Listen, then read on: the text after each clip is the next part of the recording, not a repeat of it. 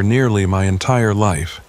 I've been hauling cargo in this country for 15 years, and I thought I'd seen everything that could happen on these highways. The good, the bad, and the wrong. I've faced blizzards that turned highways into ice rinks, sandstorms that stripped the paint off tractor trailers, and fog so thick you couldn't even see your own truck's hood. I've seen enough accidents to make your stomach turn, dealt with selfish cops, and spent more nights in truck stops than I care to remember. But nothing prepared me for what I experienced in the Mojave Desert in the summer of 2017. In that moment, darkness completely engulfs you, and the silence rings in your ears like a constant hum. It gnaws at your insides. This particular run started like any other. I was working for a mid-sized logistics company out of Riverside, California, hauling appliances mostly. Refrigerators, washing machines, dryers, the kind of stuff that people order online and expect to show up on their doorstep in perfect condition. It wasn't glamorous work, but it paid the bills, and in this economy, that was more than a lot of folks could say. The load I was carrying that night was headed for a distribution center just outside of Phoenix, Arizona. Standard overnight haul, the kind I'd done 100 times before without giving it much thought. I left Riverside around 8 in the evening, right as the sun was setting and painting the sky in shades of orange and purple that would have been beautiful if I wasn't too tired to appreciate them. I'd already put in a full day's work before this run, doing local deliveries around the Inland Empire, and my body was reminding me of every one of my 43 years. My back ached. My eyes felt like they had sand in them, and there was a dull throb behind my temples that promised to turn into a full-blown headache if I didn't stay hydrated. But the money was too good to pass up, and I needed every dime I could scrape together. My daughter Emily was starting college in the fall, and even with her scholarships and financial aid, the costs were adding up faster than I could save. The first hour of the drive was easy enough. I took Interstate 10 east, merging into the flow of evening traffic heading out of the Los Angeles metro area. Cars and trucks surrounded me on all sides, their headlights and taillights creating rivers of light that stretched to the horizon. I had my radio tuned to a country station out of San Bernardino, listening to songs about heartbreak and drinking that all sounded the same after a while. The cab of my truck was warm and comfortable, and I had a thermos of coffee wedged into the cup holder next to me, still hot from the gas station where I'd filled it up. As I drove further east, the traffic started to thin out. The suburbs gave way to desert, and the lights of civilization became fewer and farther between. This was the part of the drive I usually enjoyed, when the chaos of the city was behind me and I could settle into the rhythm of the road. There's something almost meditative about long-distance trucking when conditions are right. Just you, the truck, and the endless miles of asphalt stretching out ahead. No boss looking over your shoulder, no customers complaining, no phones ringing, just the road.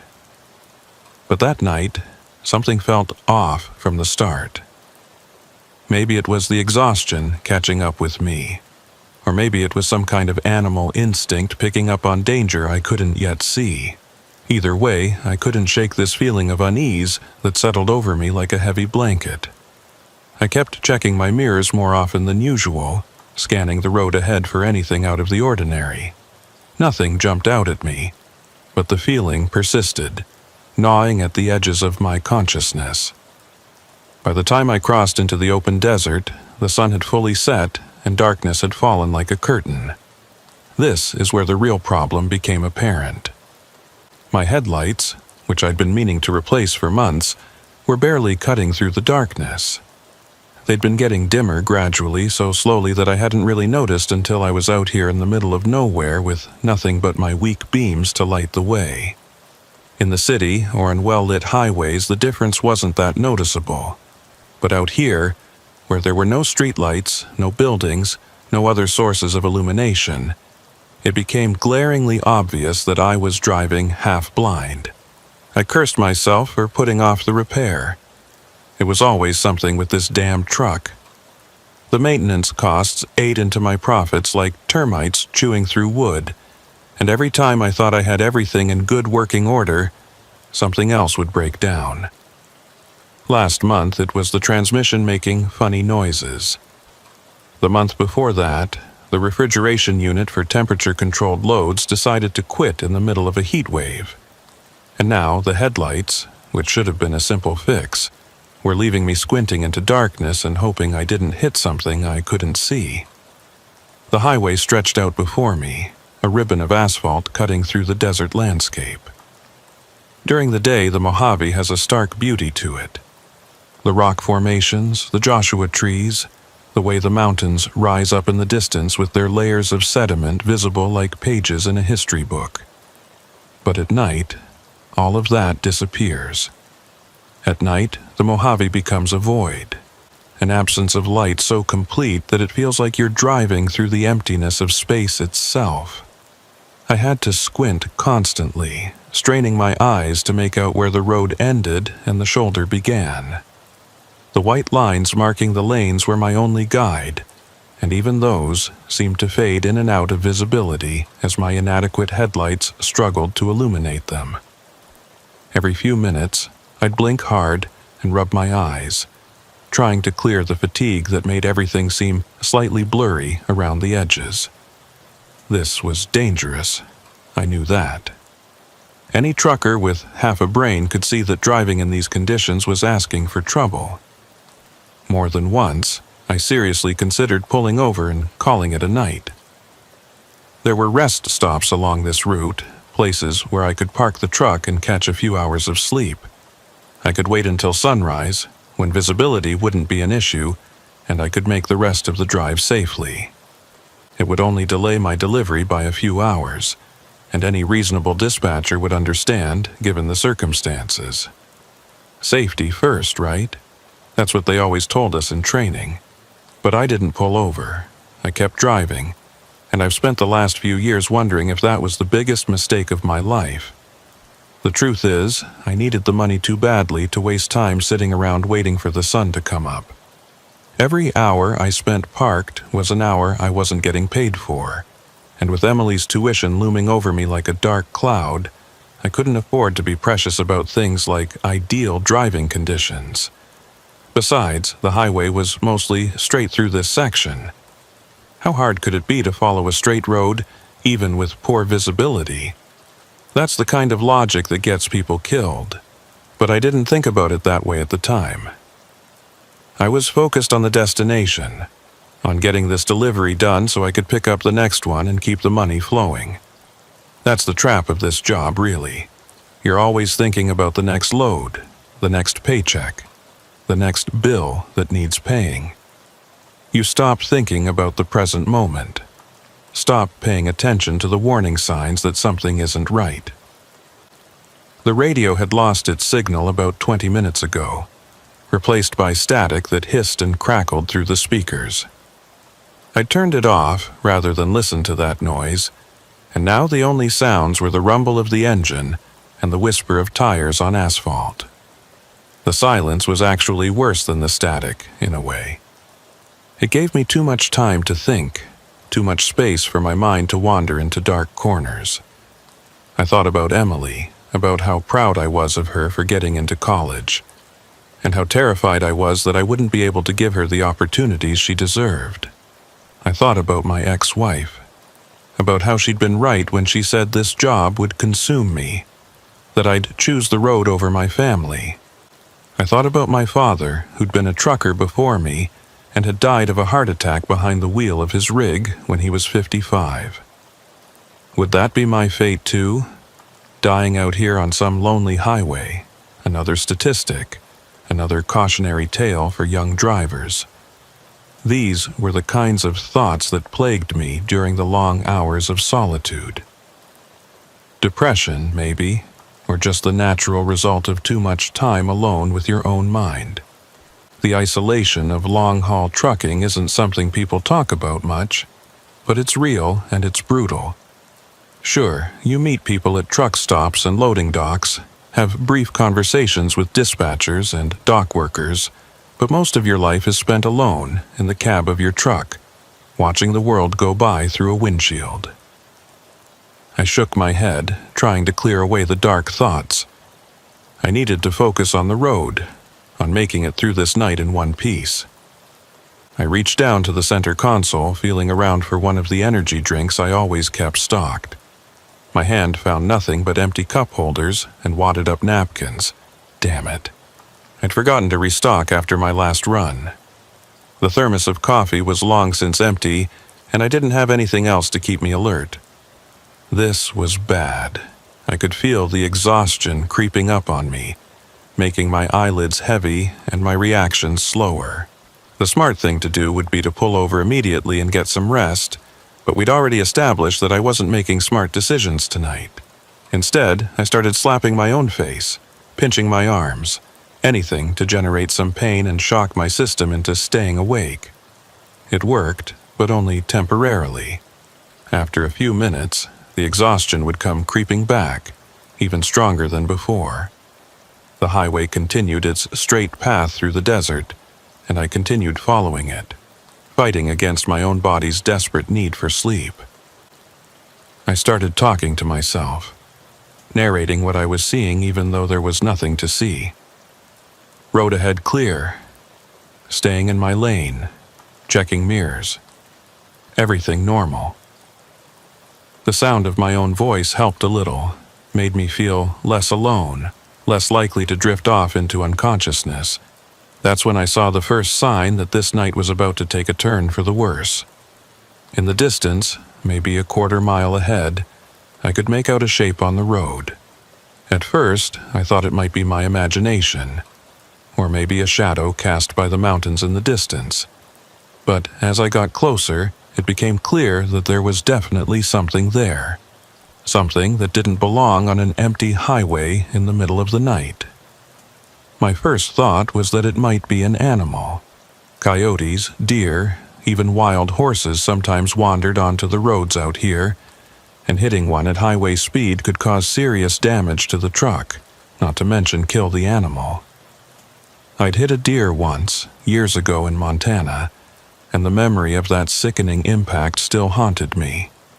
The blood, the broken body, the knowledge that I'd snuffed out a life through no fault of my own, but simply by being in the wrong place at the wrong time.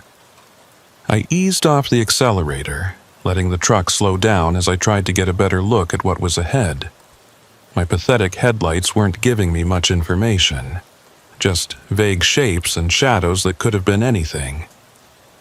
As I got closer, maybe 50 yards away, I realized it wasn't an animal. It was a vehicle, a car, sitting in the middle of the road with its hazard lights blinking slow and steady. Relief washed over me. Not an animal, just someone with car trouble. Probably just needed a jump start, or maybe had a flat tire and was waiting for help to arrive. This was something I could handle, a straightforward situation with a straightforward solution. I'd help them out, get them on their way, and continue with my delivery. Good karma, right? But as I got even closer, close enough that even my dim headlights could show me the details, I felt that relief evaporate and get replaced by confusion. The car wasn't pulled off to the side of the road like you'd expect from someone having car trouble. It was positioned right in the middle of the highway, straddling the double yellow line that divided the lanes. And the passenger door was hanging wide open, swinging slightly in what little breeze there was. I slowed down even more, my foot hovering over the brake pedal as my brain tried to make sense of what I was seeing. Why would someone park right in the middle of the road? Why was the door open? Where was the driver? The hazard lights continued their rhythmic blinking, and I could hear them now too. That steady tick-tick-tick sound cutting through the silence of the desert night. Every instinct I had was screaming at me that something was wrong here, that this wasn't a normal breakdown situation. But I was tired, so tired, and my judgment was probably impaired by exhaustion. Maybe there was a simple explanation. Maybe the driver had gotten disoriented. had some kind of medical emergency, parked where they did because they were confused or in pain. Maybe they'd wandered off looking for help, not thinking clearly. I brought my truck to a complete stop about 30 feet from the car, close enough to see it clearly but far enough that I could maneuver around it if needed. I sat there for a moment, engine idling, trying to decide what to do. The smart thing would probably be to call 911, report an abandoned vehicle, and let the authorities handle it. But cell phone coverage out here was spotty at best, and I wasn't even sure I could get a signal. The car was a newer model Ford Fusion, red paint that looked almost black in the darkness except where my headlights hit it. It appeared to be in good condition. No visible damage, no flat tires, nothing that would obviously explain why it was sitting here in the middle of nowhere. The engine wasn't running, but the keys must have been in the ignition for the hazard lights to be working. I made my decision. I'd check it out quickly, see if anyone needed help, and if I couldn't figure out what was going on, I'd drive to the next town and report it. Simple. Straightforward. Nothing to worry about. I put the truck in park and killed the engine, suddenly very aware of how quiet it was out here. The silence was oppressive, heavy, broken only by that steady ticking of the hazard lights and the faint creaking of my truck as it cooled down. I grabbed my flashlight from the door pocket, tested it to make sure it worked, and opened my door. The desert air hit me immediately, warm and still. There wasn't even a hint of breeze, which was unusual for this time of night. Normally, the temperature dropped after sunset and the air would start moving, but tonight it felt like I'd stepped into a room with no ventilation. The warmth pressed against my skin, and I could feel sweat starting to form on my forehead despite the lack of physical exertion. I climbed down from the cab, my boots crunching on the gritty asphalt, and started walking toward the Ford. Every step felt surreal, like I was moving through a dream or watching myself from a distance. The hazard lights continued their blinking, casting brief flashes of amber light across the scene. Tick, tick, tick. The sound seemed louder now that I was outside my truck, almost aggressive in its regularity. As I approached the car, I kept my head on a swivel, scanning the desert on both sides of the road for any sign of the driver. My flashlight beam cut through the darkness, illuminating scrub brush and rocks, but no people. Where the hell was the driver? You don't just abandon your car in the middle of a highway and wander off into the desert. That's how people die out here. Dehydration, heat exposure, getting lost and never being found. The Mojave doesn't forgive mistakes. I reached the car and stopped at the open passenger door, shining my light inside. The interior was clean, almost pristine. The seats were leather, the dashboard free of clutter except for a phone mount attached to the air vent. There was a half-empty bottle of water in the cup holder and a phone charger plugged into the power port, but no phone attached to it. The keys were indeed in the ignition, turned to the accessories position to keep the hazards running, but with the engine off. I walked around to the driver's side, checking the back seat as I went. Empty. No one hiding, no one sleeping, no one unconscious. I opened the driver's door and leaned in, looking for any clues about who owned this car or where they might have gone. The glove compartment was closed, and I debated whether to open it. That felt like crossing a line somehow, going through someone's private property without permission. But what if there was information in there that could help me find them? I popped open the glove compartment. Inside was the usual stuff: registration, insurance card, owner's manual. I pulled out the registration and read it by flashlight. The car was registered to a Michael Patterson with an address in Henderson, Nevada. The registration was current, no red flags there. I put it back and closed the compartment, feeling like I'd invaded someone's privacy, but not sure what else I was supposed to do. I straightened up and looked around again, sweeping my flashlight beam across the desert in all directions. Nothing. No movement, no sounds except for those damn hazard lights ticking away. This was getting weirder by the minute, and I was starting to think I should just get back in my truck and call this in from the next town. But then I remembered the trunk. I hadn't checked the trunk yet. Maybe there was something in there that would explain this situation. Some piece of equipment or cargo that would make sense of why the car was abandoned like this. Or maybe, and this thought made my stomach clench, maybe there was someone in the trunk. Maybe this was a kidnapping situation, or worse. I walked back around to the rear of the car, my mind now racing through increasingly dark scenarios. Human trafficking was a real problem on these desert highways. People disappeared out here all the time, and not all of them were victims of the elements. Some of them were taken, transported, sold. The thought made me sick, but I couldn't ignore the possibility. I tried the trunk release, but it wouldn't budge, locked. I went back to the driver's side, reached in and found the trunk release button on the door panel. I pressed it and heard a click, but when I went back to check, the trunk still wouldn't open. It was jammed somehow, stuck from the inside. My heart was pounding now, adrenaline starting to override the exhaustion that had been weighing me down. If someone was in there, if someone needed help, I had to get that trunk open. I went back to the rear seat, opened the door, and folded down the back seat to access the trunk from inside the car. The seat came down easily, and I shined my flashlight into the trunk space. What I saw stopped me cold. 3 large black garbage bags, the heavy-duty contractor kind, stuffed full with something, and tied together with thick rope that had been wound around the trunk latch multiple times. That's why it wouldn't open from the outside. Someone had deliberately locked it from the inside, using the bags and rope to keep the trunk closed. My hands were shaking as I reached toward the bags. I had to know what was in them. Had to know if someone needed help, if there was something I could do. My fingers were maybe 6 inches from touching the nearest bag when the gunshot split the night. The sound was so loud, so impossibly loud in the silence of the desert, that my entire body jerked involuntarily. My head snapped up and cracked against the roof of the car with enough force to make me see stars.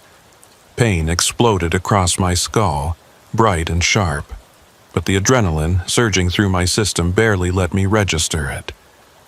I pulled back from the trunk so fast that I fell onto my ass on the asphalt, my flashlight clattering away and rolling under the car. For a split second, I just sat there, stunned and disoriented, my ears ringing from the gunshot.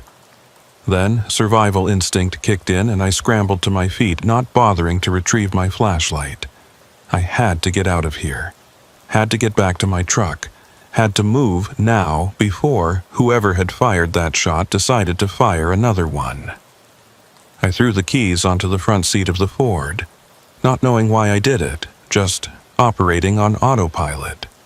Then I turned and ran toward my semi, my boots slapping against the pavement, my breath coming in ragged gasps. Behind me, I could hear a voice, male and rough, shouting something I couldn't make out over the pounding of my heart and the blood rushing in my ears. The voice was distant but getting closer, moving fast. "Hey! Hey! Stop!" I didn't stop. Didn't slow down. Didn't look back. I reached my truck and practically threw myself up into the cab, my hands fumbling for the door handle to slam it shut. I twisted the key in the ignition and the engine turned over once, twice, then died. No, no, no, no, not now, not fucking now. "Come on, baby, come on," I muttered, turning the key again. The engine coughed, sputtered, and finally roared to life. I'd never been so happy to hear that sound in my entire life. I threw the truck into gear, my hand shaking so badly I almost knocked the shifter out of position. That's when I saw him. He was standing at the trunk of the Ford, illuminated by my headlights as I started to pull out. A short man, maybe 5'6", with a stocky build that suggested physical labor. Red hair, the color of rust, sticking out from under a faded baseball cap. He was wearing denim overalls over a dirty white t-shirt and brown work boots that came up to mid-shin. In his left hand he held a small camping shovel, the kind with a folding handle. In his right hand, held loosely at his side, was a hunting rifle. It looked old, maybe a lever-action Winchester or something similar, with a worn wooden stock. Our eyes met across the distance between us, and what I saw in his face wasn't what I expected. He didn't look angry or threatening or crazy. He looked worried. Genuinely, deeply worried. His eyes were wide, his mouth was slightly open, and his whole expression was one of almost desperate concern. Like I was the one doing something wrong, like I was the threat he needed to deal with. The moment lasted maybe 2 seconds, but it felt like an eternity.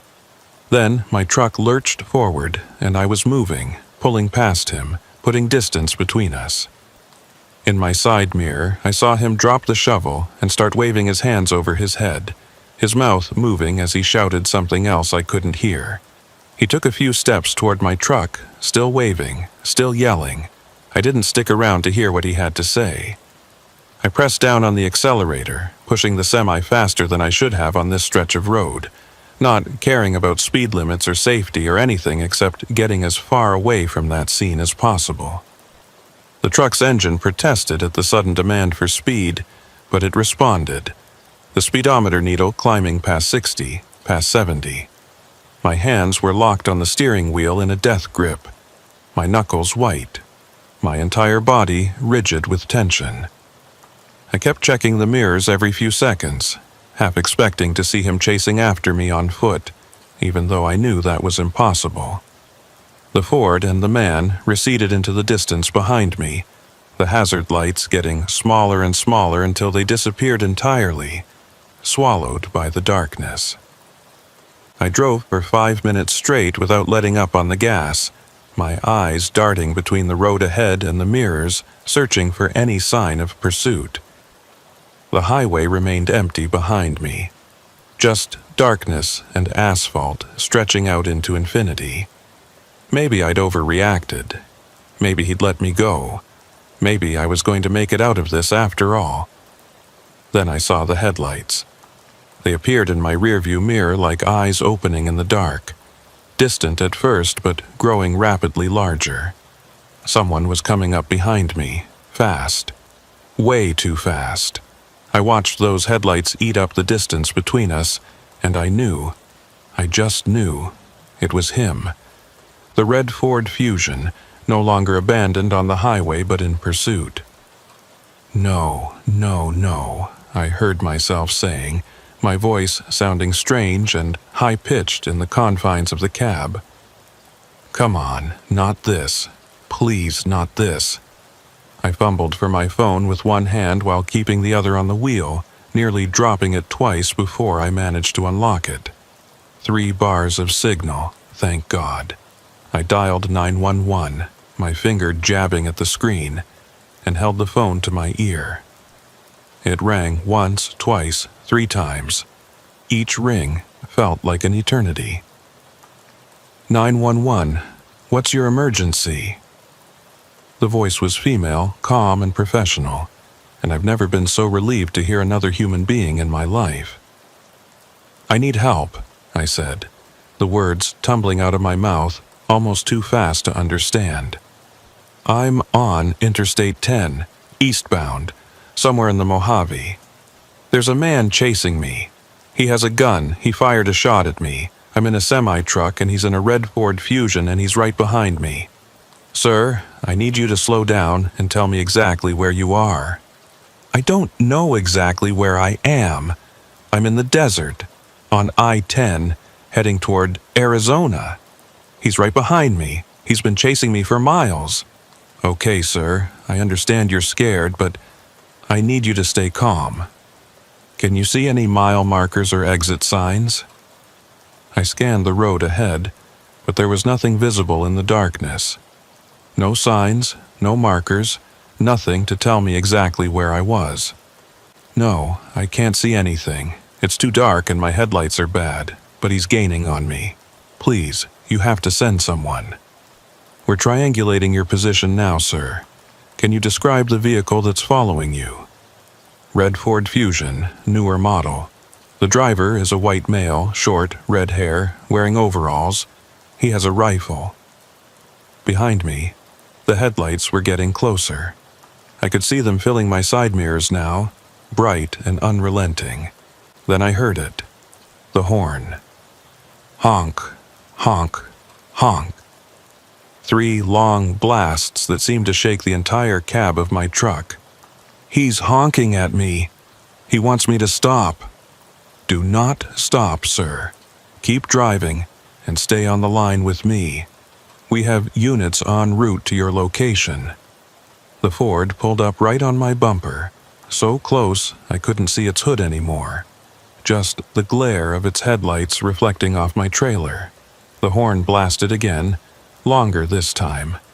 A sustained noise that drilled into my skull like a physical thing. Honk. Make him stop. Please make him stop. Sir, I know this is frightening, but you need to keep driving. Don't try to outrun him. Just maintain your speed and wait for our officers to arrive. They're coming. Easy for her to say. She wasn't the one being chased through the desert by an armed man in the middle of the night. But I tried to do what she said, keeping my speed steady around 75, watching those headlights in my mirror, and praying that the police would show up before something worse happened. The pursuit continued for what felt like hours, but was probably only 10 or 15 minutes. The Ford stayed right on my tail, occasionally honking, but making no attempt to pass me or force me off the road. This was almost worse than if he'd tried something aggressive. The waiting, the not knowing what he was going to do, was eating away at my sanity. "Where are the police?" I asked, my voice cracking. "How long until they get here?" "They're very close now, sir. Just a few more minutes." The Ford suddenly swerved out from behind me, pulling into the left lane. My heart jumped into my throat. This was it. He was going to pull alongside me, point that rifle out his window and blow my head off. I'd die out here in the desert, just another victim of road violence, another trucker who was in the wrong place at the wrong time. But he didn't pull alongside me. Instead, he accelerated hard and shot past my truck, cutting back into my lane with maybe 10 feet to spare. Then he hit his brakes hard. I saw the brake lights flare bright red, saw the Ford decelerating rapidly right in front of me, and I had maybe 2 seconds to react. I slammed on my own brakes, feeling the entire truck shudder and protest as the tires fought for grip on the asphalt. The anti-lock system kicked in, causing the brake pedal to pulse under my foot. The gap between my front bumper and his rear bumper shrank rapidly. 50 feet, 30 feet, 20, I was going to hit him. There was no way to stop in time. The weight of the trailer was pushing me forward, momentum demanding that we make contact. I braced myself for the impact, my teeth clenched, my hands locked on the wheel. 10 feet, 5 feet. Then I saw them, flashing red and blue lights ahead, coming toward us from the opposite direction. A police car, or maybe 2, I couldn't tell in my panic. The most beautiful sight I'd ever seen. The Ford's brake lights went out.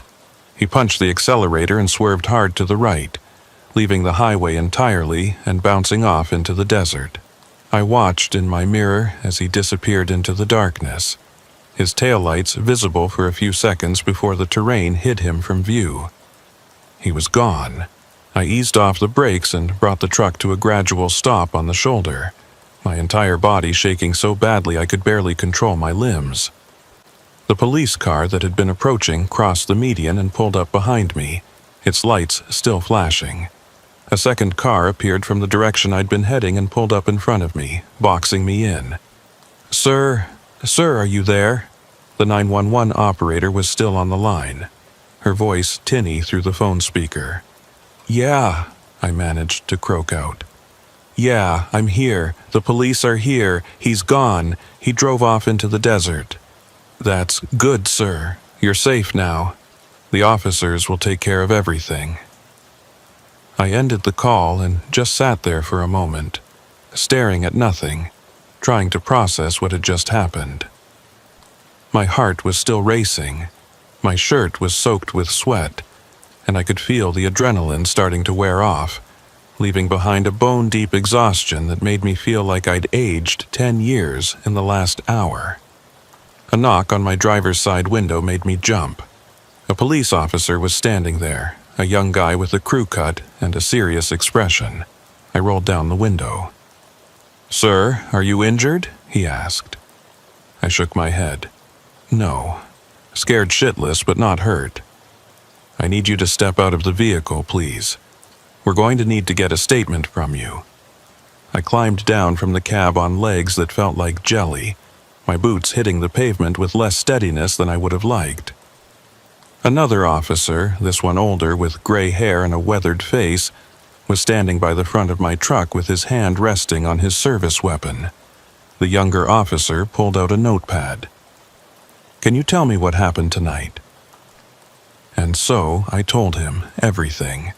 The abandoned Ford in the middle of the road, the open passenger door, the bags in the trunk, the gunshot, the man with the rifle, the chase.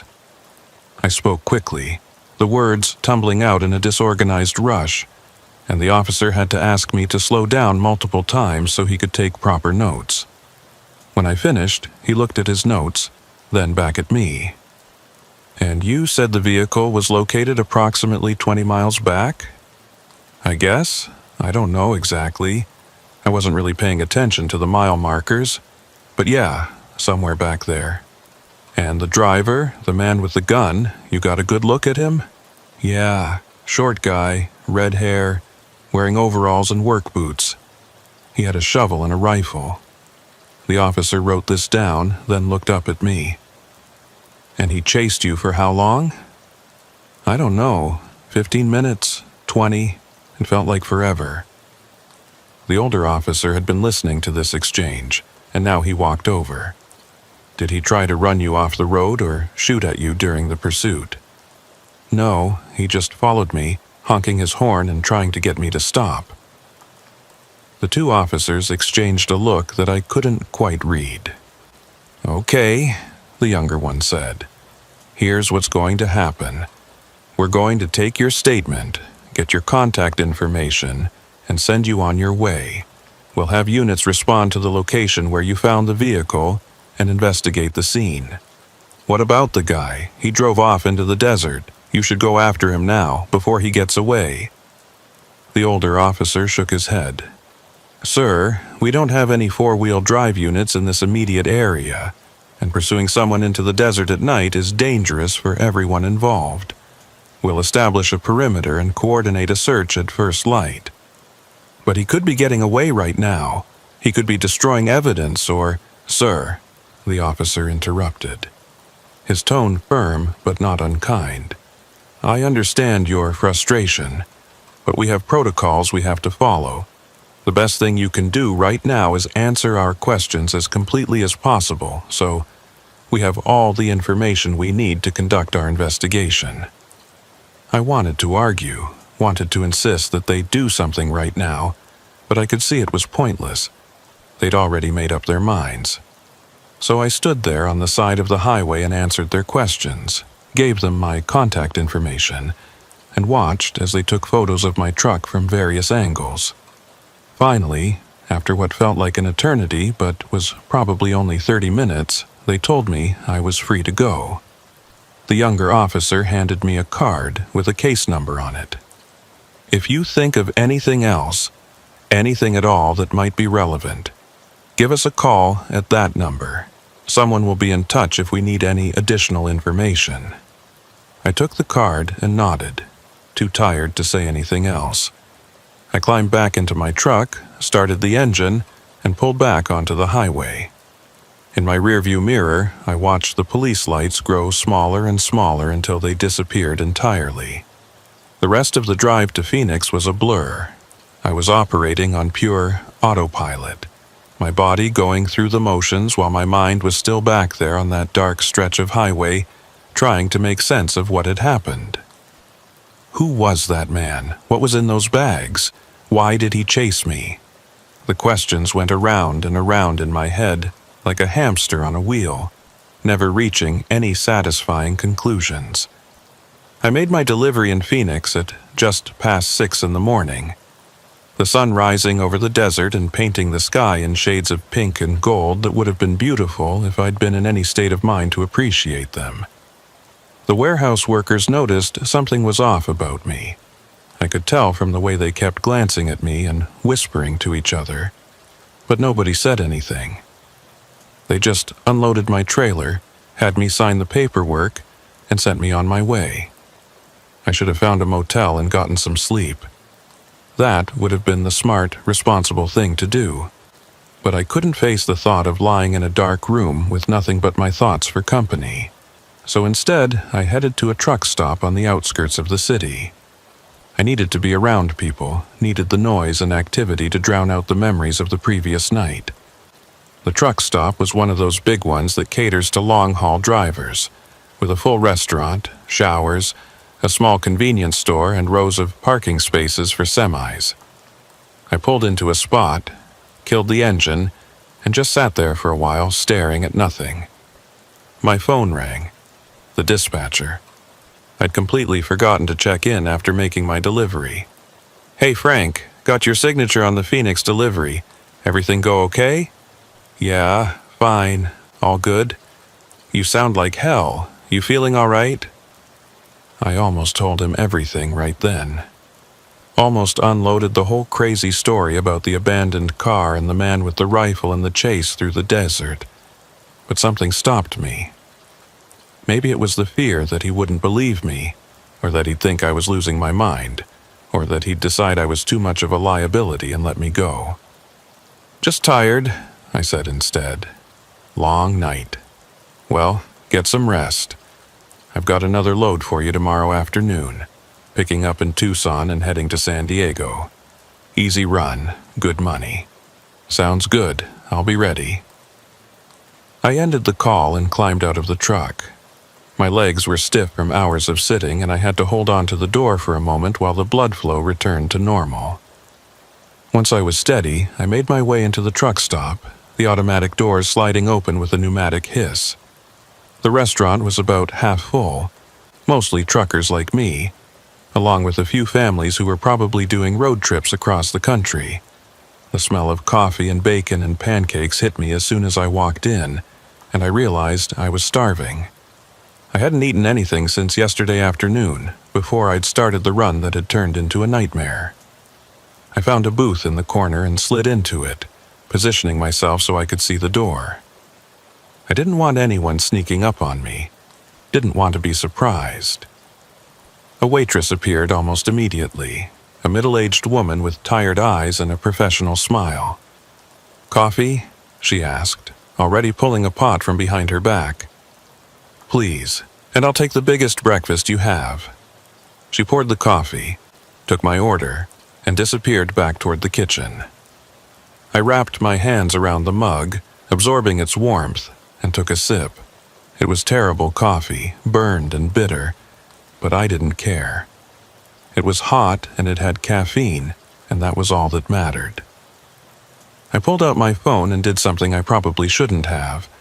I searched for news about incidents on Interstate 10 in the Mojave Desert.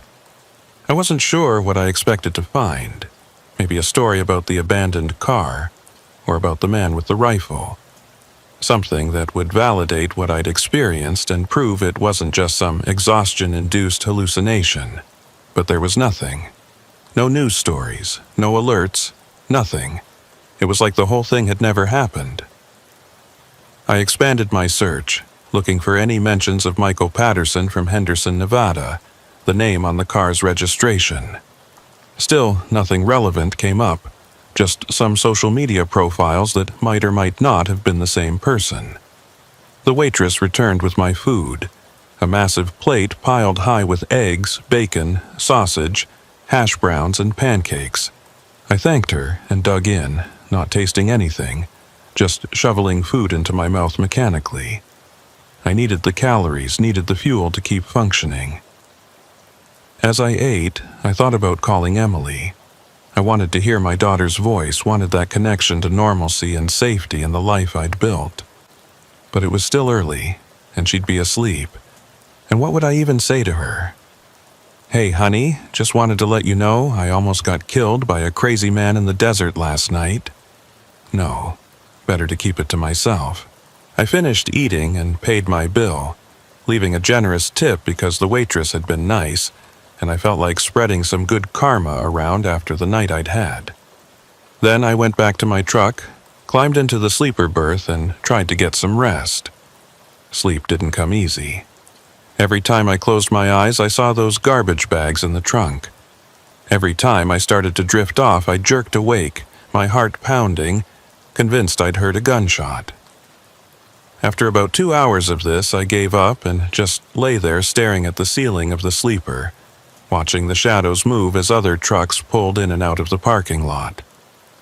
My phone buzzed, a text message from an unknown number. My stomach clenched as I picked it up and read it. "This is Officer Martinez from last night. Just wanted to update you that we located the vehicle.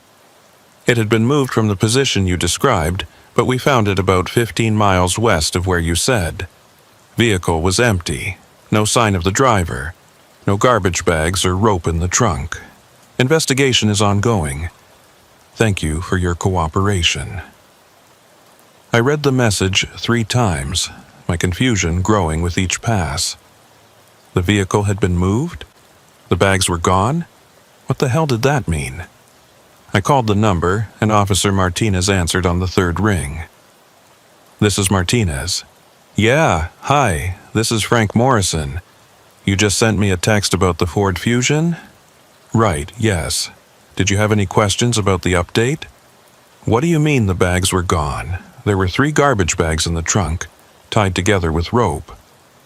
"I saw them." "Sir, when we processed the vehicle, the trunk was empty. Completely empty." "Are you certain about what you saw?" "Am I certain? Of course I'm certain. I was reaching for them when the guy fired his gun." There was a pause on the other end of the line. "Mr. Morrison, I'm not saying you didn't see something, but there's no physical evidence of what you're describing. No bags, no rope, nothing. Then he came back and removed them. After he chased me, he must have gone back and cleaned out the trunk. That's certainly possible. We're treating this as an active investigation. We've put out a bolo for the vehicle and the individual you described. If we locate him, we'll definitely have some questions." "If you locate him? You mean you haven't found him yet?" "No, sir, not yet, but we're working on it." I wanted to scream. I wanted to reach through the phone and shake this cop until he understood how serious this was. But I knew it wouldn't do any good. They were doing what they could with the information they had, and getting angry at them wasn't going to change anything.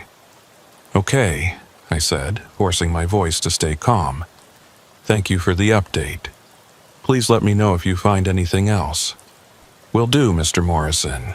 And sir, you did the right thing calling us. Whatever was going on out there last night, you potentially saved a life by not ignoring that abandoned vehicle." After we hung up, I sat in the sleeper berth and tried to make sense of this new information. The bags were gone. The man had obviously come back after chasing me off and removed whatever was in that trunk, which meant he'd had something to hide, something worth chasing a semi-truck for 20 miles to keep secret. What had been in those bags? The most obvious answer, the one that kept forcing its way into my mind no matter how much I tried to avoid it, was bodies. Dead bodies, chopped up and ready for disposal in the desert. The shovel made sense in that context too. He'd been digging a grave, or maybe multiple graves, and I'd stumbled onto his burial site at exactly the wrong time. But there were problems with that theory. The shovel had been too small for digging graves, just a little camping shovel that couldn't have moved much dirt. And the bags, while large, hadn't been big enough for full adult bodies. Maybe body parts, like my friends had suggested when I eventually told them this story, but that raised even more questions. How many people had he killed? Where had he killed them? Why dispose of them way out here in the middle of nowhere? The alternative theories weren't much better. Maybe he was a drug dealer, and those bags had been full of product. Maybe he was a thief, and he'd been burying stolen goods. Maybe he was involved in some kind of organized crime, and those bags contained evidence of something illegal. None of these explanations made me feel any better about the situation. Days passed, then weeks, then months, and I never heard anything more from the police. No follow-up calls, no requests for additional information, nothing. The case number on the card they'd given me might as well have been just random numbers for all the good it did. I called a few times, trying to get updates, but I was always told that the investigation was ongoing and they'd contact me if they had any news. Eventually, I had to accept that I'd probably never know the full story of what happened that night. The man with the red hair and the rifle had vanished into the desert like a ghost, taking his secrets with him. The abandoned Ford Fusion, registered to Michael Patterson of Henderson, Nevada, had been impounded and processed for evidence, but apparently nothing useful had been found. I tried to move on with my life. Kept driving, kept making deliveries, kept putting money away for Emily's college fund. But something had changed in me that night. I found myself becoming paranoid while driving, especially through desert areas, and especially at night. Every abandoned vehicle I passed made my heart rate spike. Every car that followed me for more than a few miles made me think of those headlights in my rearview mirror and that relentless horn honking. I started carrying a gun in my truck, a .357 revolver that I kept in the door pocket within easy reach. I told myself it was for protection, that after what I'd been through it only made sense to be prepared. But deep down, I knew it was more about feeling in control, about having some way to fight back if I ever found myself in a situation like that again. My buddies at the truck stops couldn't believe the story when I finally worked up the nerve to tell it. Most of them thought I was exaggerating, that the exhaustion and the bad lighting had made me imagine things being worse than they actually were. A few believed me, and they had their own theories about what had been in those bags. Bodies, drugs, money, stolen goods. Everyone had an opinion, but nobody could say for certain. You know what I think? My friend Dale said one night over beers at a truck stop in New Mexico. Dale was an old-timer, been driving since before I was born, and he'd seen and heard just about everything. I think you interrupted something you weren't supposed to see, and that guy, whoever he was, he panicked. That's why he chased you. He needed to know if you'd seen anything, if you're going to be a problem for him. So why didn't he try harder to stop me? Why not try to run me off the road or shoot out my tires or something? Dale shrugged. Maybe he realized that would just make things worse. Killing a trucker on a major highway, that's going to bring a lot of heat. Better to scare you off and hope you don't talk than go back and clean up the evidence. Well, it worked. The evidence is gone and he's free. For now, Dale said. But guys like that, they always slip up eventually. They get cocky, they make mistakes. Maybe he's already been caught for something else. Maybe he's in prison right now and doesn't even know you're still thinking about him. I wanted to believe that. I really did. But something told me Dale was wrong. That the man with the red hair and the rifle was still out there somewhere, doing whatever it was he'd been doing that night. And maybe one day some other trucker would stumble onto one of his burial sites and have to make the same choice I made. Run away and hope for the best, or try to help and risk becoming another victim. 3 years have passed since that night in the Mojave Desert. 3 years of driving the same highways, passing through the same areas, and always watching for a red Ford Fusion with a short man with red hair behind the wheel. 3 years of wondering what was in those garbage bags and whether I could have done something different. Something that might have led to answers instead of more questions. Emily finished her first year of college with a 3.8 GPA and made the dean's list. She's talking about going to law school now, wants to be a prosecutor and put criminals behind bars. I'm proud of her, prouder than I can put into words.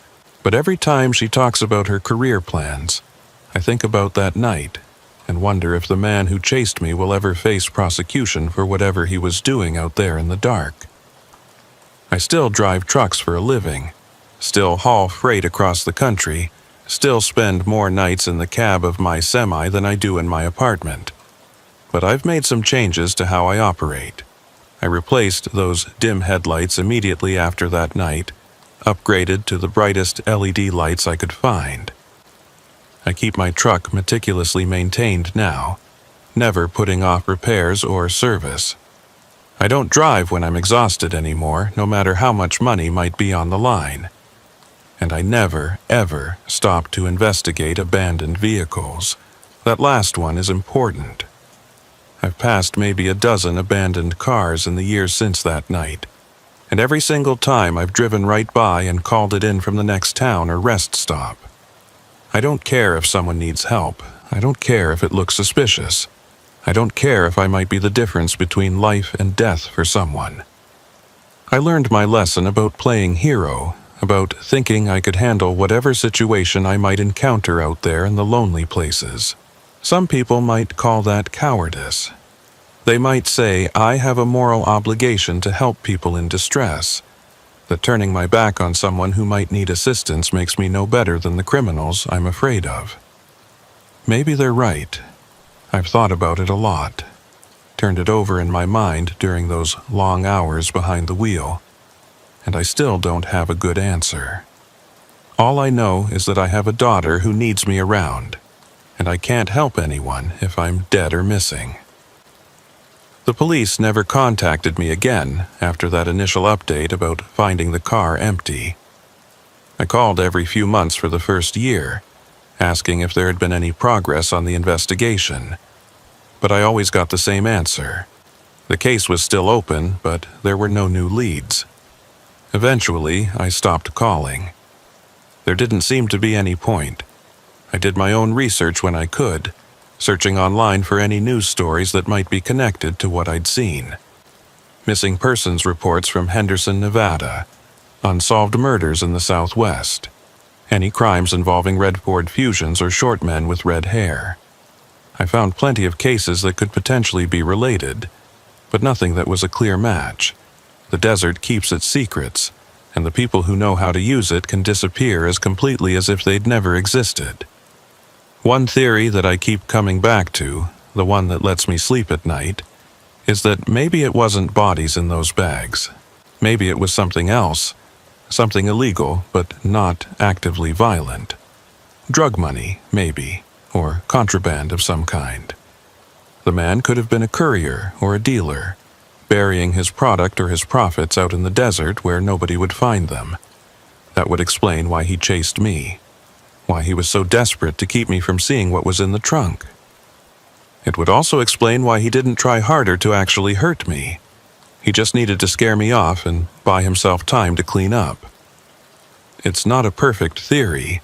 There are holes in it, things that don't quite add up.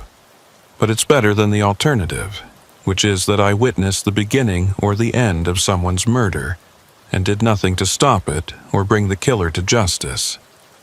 That thought is what wakes me up at night sometimes, sweating and gasping, my heart pounding in my chest. The thought that somewhere out there, maybe buried in the Mojave Desert or maybe disposed of in some other way, there's a body or bodies that nobody has found because I ran away instead of staying to investigate. I've told this story more times than I can count. At truck stops, at family gatherings, to anyone who'll listen. People's reactions vary. Some are fascinated, want to hear every detail multiple times. Some are skeptical, think I'm exaggerating or making the whole thing up. Some get angry, demand to know why I didn't do more, why I didn't fight back or chase the guy down myself. Everyone has an opinion about what I should have done differently. But they weren't there. They didn't see those garbage bags or hear that gunshot echoing across the desert. They didn't have to make split-second decisions with incomplete information while their adrenaline was spiking and their hands were shaking. It's easy to be brave when you're sitting in a diner with a cup of coffee, talking about something that happened to someone else. It's a lot harder when you're the one in danger, when you're the one who has to live with the consequences of your choices. Dale, my old trucker friend, died last year. Heart attack while he was sleeping in his truck at a rest stop in Texas. They found him in the morning, still in his bunk, like he'd just drifted off peacefully in his sleep. I went to his funeral, saw his wife and kids, listened to people talk about what a good man he was. And I thought about our conversation that night in New Mexico, about how he'd said guys like the one who chased me always slip up eventually. I hope he was right. I hope that somewhere, somehow, the man with the red hair and the rifle made a mistake. I hope he's in prison or dead, or at least no longer able to do whatever it was he was doing that night. But I don't know. I'll probably never know. And that uncertainty is its own kind of prison, one that I'll be living in for the rest of my life. I still drive through the Mojave Desert sometimes. It's impossible to avoid completely when you're hauling freight across the Southwest, but I do it during the day now, never at night. I watch the landscape roll by, the rocky outcroppings, and the scraggly vegetation and the mountains rising in the distance, and I wonder how many secrets it's keeping. How many graves, how many crimes, how many mysteries that will never be solved because the desert is too big and too empty and too good at swallowing up evidence. Sometimes, late at night when I can't sleep, I pull out my phone and look at news stories from the Southwest. I tell myself I'm not looking for anything specific, just keeping informed about what's happening in the areas where I drive. But really, I'm looking for him. Looking for some story about a short man with red hair being arrested for murder or drug trafficking or whatever it is he was actually doing. I want closure. I want to know that I did the right thing by running away, or that I did the wrong thing and need to live with that guilt, or something, anything that will let me put this behind me once and for all. But closure doesn't come. The desert keeps its secrets, and the man keeps his, and I keep driving. That's all I can do. Keep driving, keep making my deliveries, keep putting 1 mile behind me after another. The highway stretches out ahead of me, endless and unchanging. And somewhere out there, maybe still on these same roads, is a man with red hair and dark secrets and garbage bags full of things that nobody was ever meant to see. I wonder if he thinks about that night too. I wonder if he remembers the trucker who stumbled onto his scene and almost touched those bags before running away. Does he regret chasing me? Does he wish he'd handled it differently? Or was I just one more complication in a life full of complications, just another person who got too close to something they shouldn't have seen? I'll never know the answers to these questions. The only thing I know for certain is that on a warm night in 2017, somewhere in the Mojave Desert on Interstate 10, something terrible was happening. And I drove away from it, leaving it behind in the darkness, unresolved and unexplained. I saved my own life that night, but I can't shake the feeling that I might have been able to save someone else's if I'd been braver, smarter, better prepared. That's the weight I carry now, every day, every mile. Not the memory of the chase or the gunshot or the man with the rifle, although those haunt me too. But the weight of not knowing, the burden of questions without answers, the guilt of wondering if my survival came at someone else's expense. It's a heavy weight, but it's mine to bear. I chose to get out of that truck and investigate that abandoned car. I chose to run when things got dangerous. I chose to drive away and let the police handle it, even though they never really handled anything. These were my choices, and I have to live with them.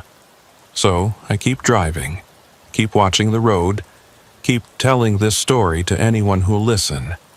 Maybe someday I'll get the answers I'm looking for.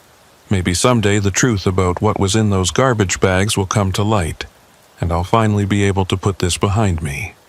Maybe someday I'll stop scanning every parking lot for red Ford Fusions and every crowd for short men with red hair. But until that day comes, if it ever does, I'm trapped in this limbo of unknowing. The highway stretches out before me, endless and full of possibility and danger in equal measure. And somewhere out there, in the darkness at the edges of the headlights, the desert keeps its secrets. I'm still driving, still watching, still wondering, and I probably always will be.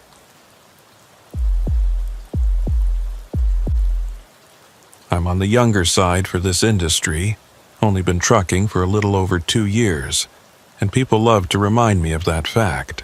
My Uncle Rick, my dispatcher Tommy, even the guys at the loading docks, they all have this way of looking at me like I'm some kid playing dress-up in a grown man's job.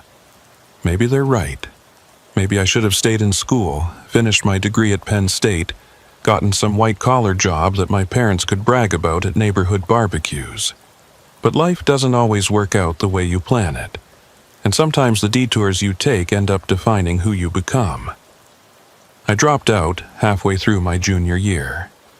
The official reason I gave everyone was financial, that the loans were piling up, and I couldn't justify the debt for a degree I wasn't even sure I wanted. That was part of it, sure, but the real reason was that I'd had a breakdown of sorts. The pressure, the expectations, the constant feeling that I was running on a treadmill that kept speeding up no matter how fast I ran, it all became too much.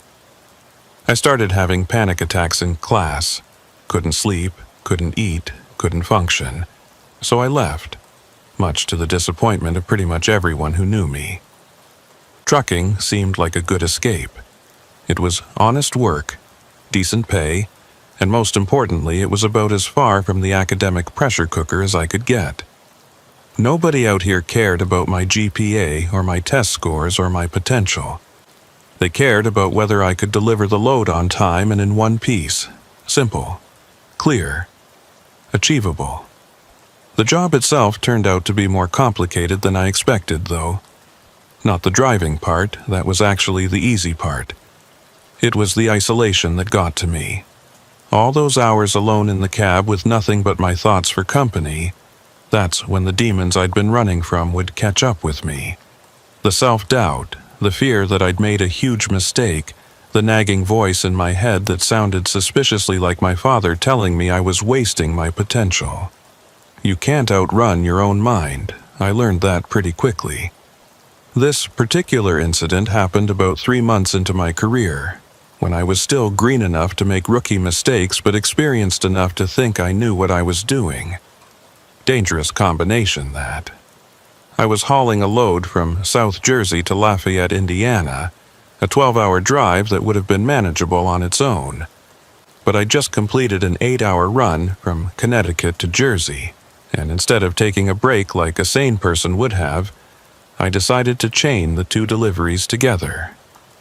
Get them both done, maximize my efficiency, impress the dispatcher with my work ethic. Classic overachiever behavior, the same kind of thinking that had led to my breakdown in college, but I wasn't self-aware enough to see the pattern yet. I left the warehouse in South Jersey around 8 in the evening, just as the sun was setting, and the mosquitoes were coming out in force. The load was nothing special, just standard freight, boxes of manufactured goods that needed to get from point A to point B. The truck was running well. I had a full tank of diesel, and the weather forecast was clear. Everything was pointing toward an easy, uneventful night of driving. The first few hours were fine. I took I-78 west through Pennsylvania, watching the landscape transition from suburban sprawl to farmland to the rolling hills of the Appalachians.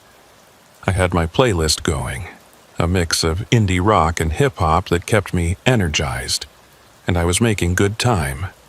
The traffic was light, mostly other truckers and a few cars with out-of-state plates, Probably people heading to visit family or starting road trips. As I crossed into Ohio, though, I started to feel the fatigue creeping in. It started subtly, just a slight heaviness in my eyelids, a need to blink a bit more often than usual. I ignored it at first, figured I could power through. But by the time I reached the middle of Ohio, somewhere around Columbus, it was getting harder to ignore. My vision would blur slightly if I stared at the road for too long. My reactions felt sluggish. Most concerning, I caught myself nodding off twice, jerking awake with my heart pounding as I realized I'd lost a few seconds of consciousness. This was dangerous. I knew it was dangerous. But I was so close to my destination, relatively speaking, and the thought of pulling over and losing time was almost physically painful. I needed to complete this run. I needed to prove to myself and everyone else that I could handle this job, that I hadn't made a mistake by leaving school and becoming a trucker. I reached down to the center console, feeling around for one of the energy drinks I usually kept stocked there. My fingers found nothing but empty cup holders and some crumpled receipts. Shit. I'd forgotten to restock after my previous run. No Red Bull, no Monster, no 5-hour energy, nothing. I was running on fumes, literally and figuratively, with no chemical assistance available. Okay, I said out loud to myself, my voice sounding strange in the quiet of the cab. Okay, you need to stop. Find a gas station, get some caffeine, maybe stretch your legs. You can't keep going like this. It was the right decision, the smart decision, the only decision that made any sense. But even as I was saying it, I knew I wasn't going to do it. There was this stubborn part of me, this self-destructive streak that had been with me all my life, that refused to admit weakness or limitation. The same part that had pushed me to take 18 credit hours while working 2 part-time jobs in college. The same part that had kept me studying until 3 in the morning, even when my brain was fried and I couldn't retain any more information. That part of me was in control now, and it was saying, you can make it. Just push a little harder, just a little further. I should have listened to the rational voice. I should have pulled over, but I didn't. Instead, I started employing the usual tricks truckers use to stay awake. I rolled down the windows, letting the cool night air blast into the cab. I turned up the music, letting the bass thump through the speakers at a volume that was probably damaging my hearing. I started slapping myself lightly on the face, pinching my arms, anything to generate some stimulation and keep my nervous system engaged. It helped, but only temporarily. After a while, the cool air just felt normal. The music faded into background noise. The slapping and pinching lost their effectiveness. I was fighting a losing battle against my body's need for sleep, and deep down, I knew it. That's when I remembered the smelling salts. My Uncle Rick, who'd gotten me into this business in the first place, had given me a small bottle of them during my first week on the job. Emergency use only, he'd told me. If you're really in a bind and you need to stay awake for just a little bit longer. But don't make it a habit. That shit's not good for you if you use it too much. I'd kept the bottle in the glove compartment and had only used it once before, late one night when I'd been fighting to stay awake on a run through Wyoming. The effect had been immediate and intense, like getting punched in the face by pure consciousness. My eyes had watered, my nose had burned, and I'd been wide awake for the next hour at least. I reached over and popped open the glove compartment, fishing around until I found the small glass bottle. I unscrewed the cap and held it up to my nose, taking a big whiff of the ammonia-based crystals inside. The effect was instantaneous. My head snapped back, my eyes watered, and I felt like someone had just dumped a bucket of ice water over my head. My sinuses burned, my throat constricted, and for a few seconds I couldn't breathe properly. But then the sensation passed, and I was awake. Really, truly awake, more alert than I'd been in hours. "Okay," I said, screwing the cap back on and tossing the bottle back into the glove compartment. "Okay, that's better. That'll work." I kept driving, the miles ticking by on the odometer, the highway stretching out endlessly before me. The smelling salts had bought me some time, but I knew the effect wouldn't last forever. Maybe an hour, maybe less. I'd have to make a decision soon about whether to stop or keep pushing through. The highway was nearly empty at this point. It was past midnight, that dead zone between late night and early morning when most people are asleep and the world feels abandoned. I passed a few other trucks, their running lights visible in the distance, but otherwise I had the road to myself. It was peaceful in a way, but also unsettling. The isolation, the darkness, the sense that I was the only person awake in the entire state of Ohio. That's when I noticed the exit sign for a service area coming up in about 2 miles. Perfect timing. I could stop there, grab an energy drink from the vending machines, maybe use the restroom and be back on the road in 10 minutes. Quick and efficient, minimal time wasted. I put on my turn signal, even though there was nobody around to see it, and started to ease the truck toward the right lane. But as I got closer to the exit, something looked off. The lights that usually marked service areas weren't visible. In fact, I couldn't see any lights at all, just darkness beyond the exit ramp. I almost kept going, almost decided to skip this stop and wait for the next service area. But the need for caffeine and a bathroom break was becoming urgent, and I figured even if the place was closed, there might still be vending machines outside that worked. So I took the exit, following the ramp as it curved away from the highway and toward what should have been a rest stop. What I found instead was something different. The buildings were there. I could make them out in the darkness, but they were clearly abandoned. No lights, no cars in the parking lot, no signs of life whatsoever. The main building looked like it had once been a gas station and convenience store combo, but the pumps had been removed and the windows were dark. Next to it was a smaller building, maybe an old fast food place, also dark and abandoned. I should have turned around right then, should have gotten back on the highway and driven to the next exit.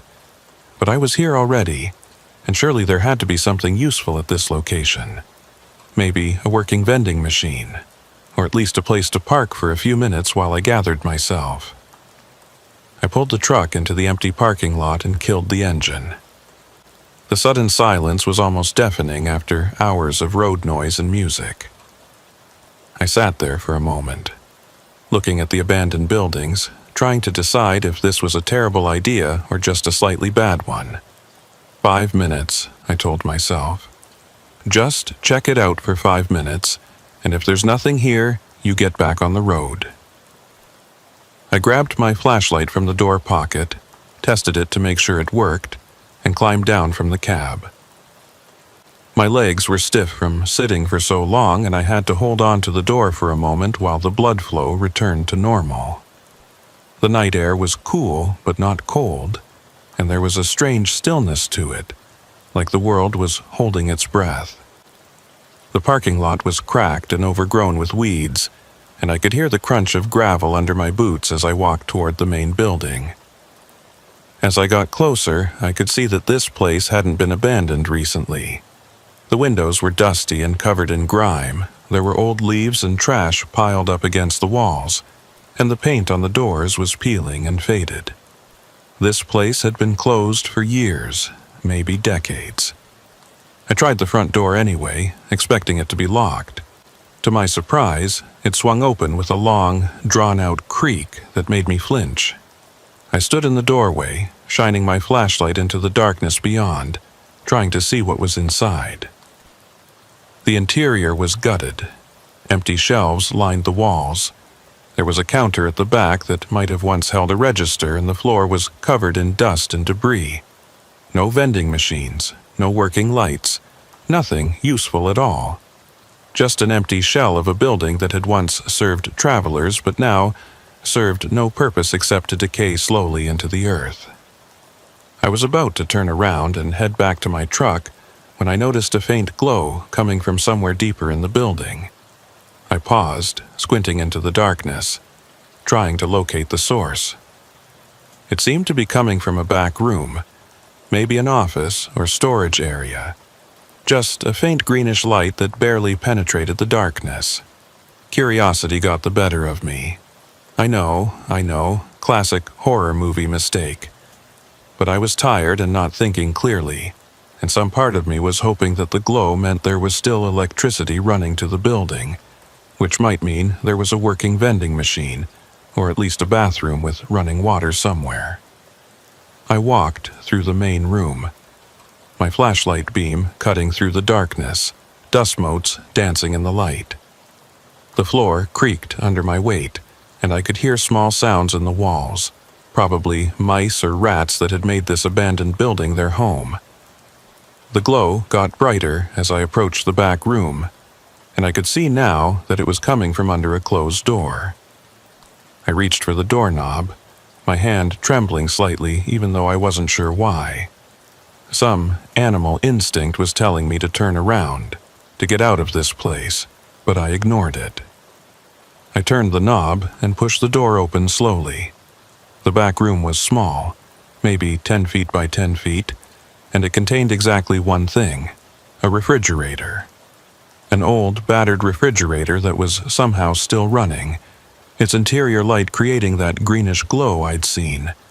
It was plugged into a wall outlet, and I could hear the low hum of its compressor. "What the hell?" I muttered, walking over to the fridge. Why was there a working refrigerator in an abandoned building? Who was paying the electric bill? What was it doing here? I opened the door wider, half expecting to find it stocked with drinks or food that I could purchase or borrow. But the interior was completely empty. Not just empty of food, but empty of everything. The shelves had been removed, the drawers had been taken out, it was just a hollow box with a light in it. Someone had gutted this refrigerator just like they'd gutted the rest of the building. I stood there staring at it, trying to make sense of what I was seeing. Who removes the shelves from a refrigerator? Why would you leave it running if you weren't storing anything in it? None of it made any logical sense. Behind me, somewhere in the main room, I heard a sound, a clatter like something had been knocked over or dropped. I spun around, my heart suddenly pounding, my flashlight beam sweeping across the empty doorway. "Hello?" I called out, my voice sounding thin and uncertain. "Is someone there?" No response. Just silence, and that low hum from the refrigerator behind me. I stood there frozen, listening intently, trying to hear any other sounds. Had I imagined it? Had it been an animal? Or was there someone else in this building with me? After about 30 seconds of silence, I decided I'd had enough. This place was creeping me out, and whatever curiosity had driven me to explore was now completely overwhelmed by a desire to get the hell out. I closed the refrigerator door, turned around, and walked quickly back through the main room toward the exit. I was maybe halfway to the door when I heard the sound again, louder this time. Definitely not my imagination. Definitely not an animal. It sounded like something heavy being dragged across the floor, or maybe furniture being moved, and it was coming from somewhere near the entrance. I stopped walking and raised my flashlight, trying to see what was making the noise. The beam illuminated the empty room, the counter, the shelves, the door. Everything looked the same as it had when I came in, but something felt different. The air felt different, like the atmosphere in the room had changed somehow. "Look, if someone's here, you need to say something," I called out, trying to sound more confident than I felt. "I'm not trying to cause any trouble.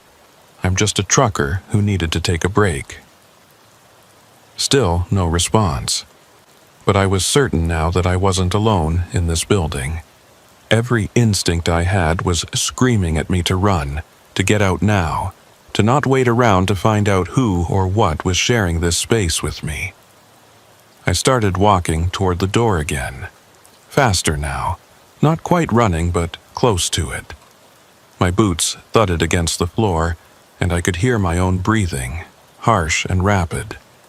The door was maybe 20 feet away, 15 feet, 10 feet.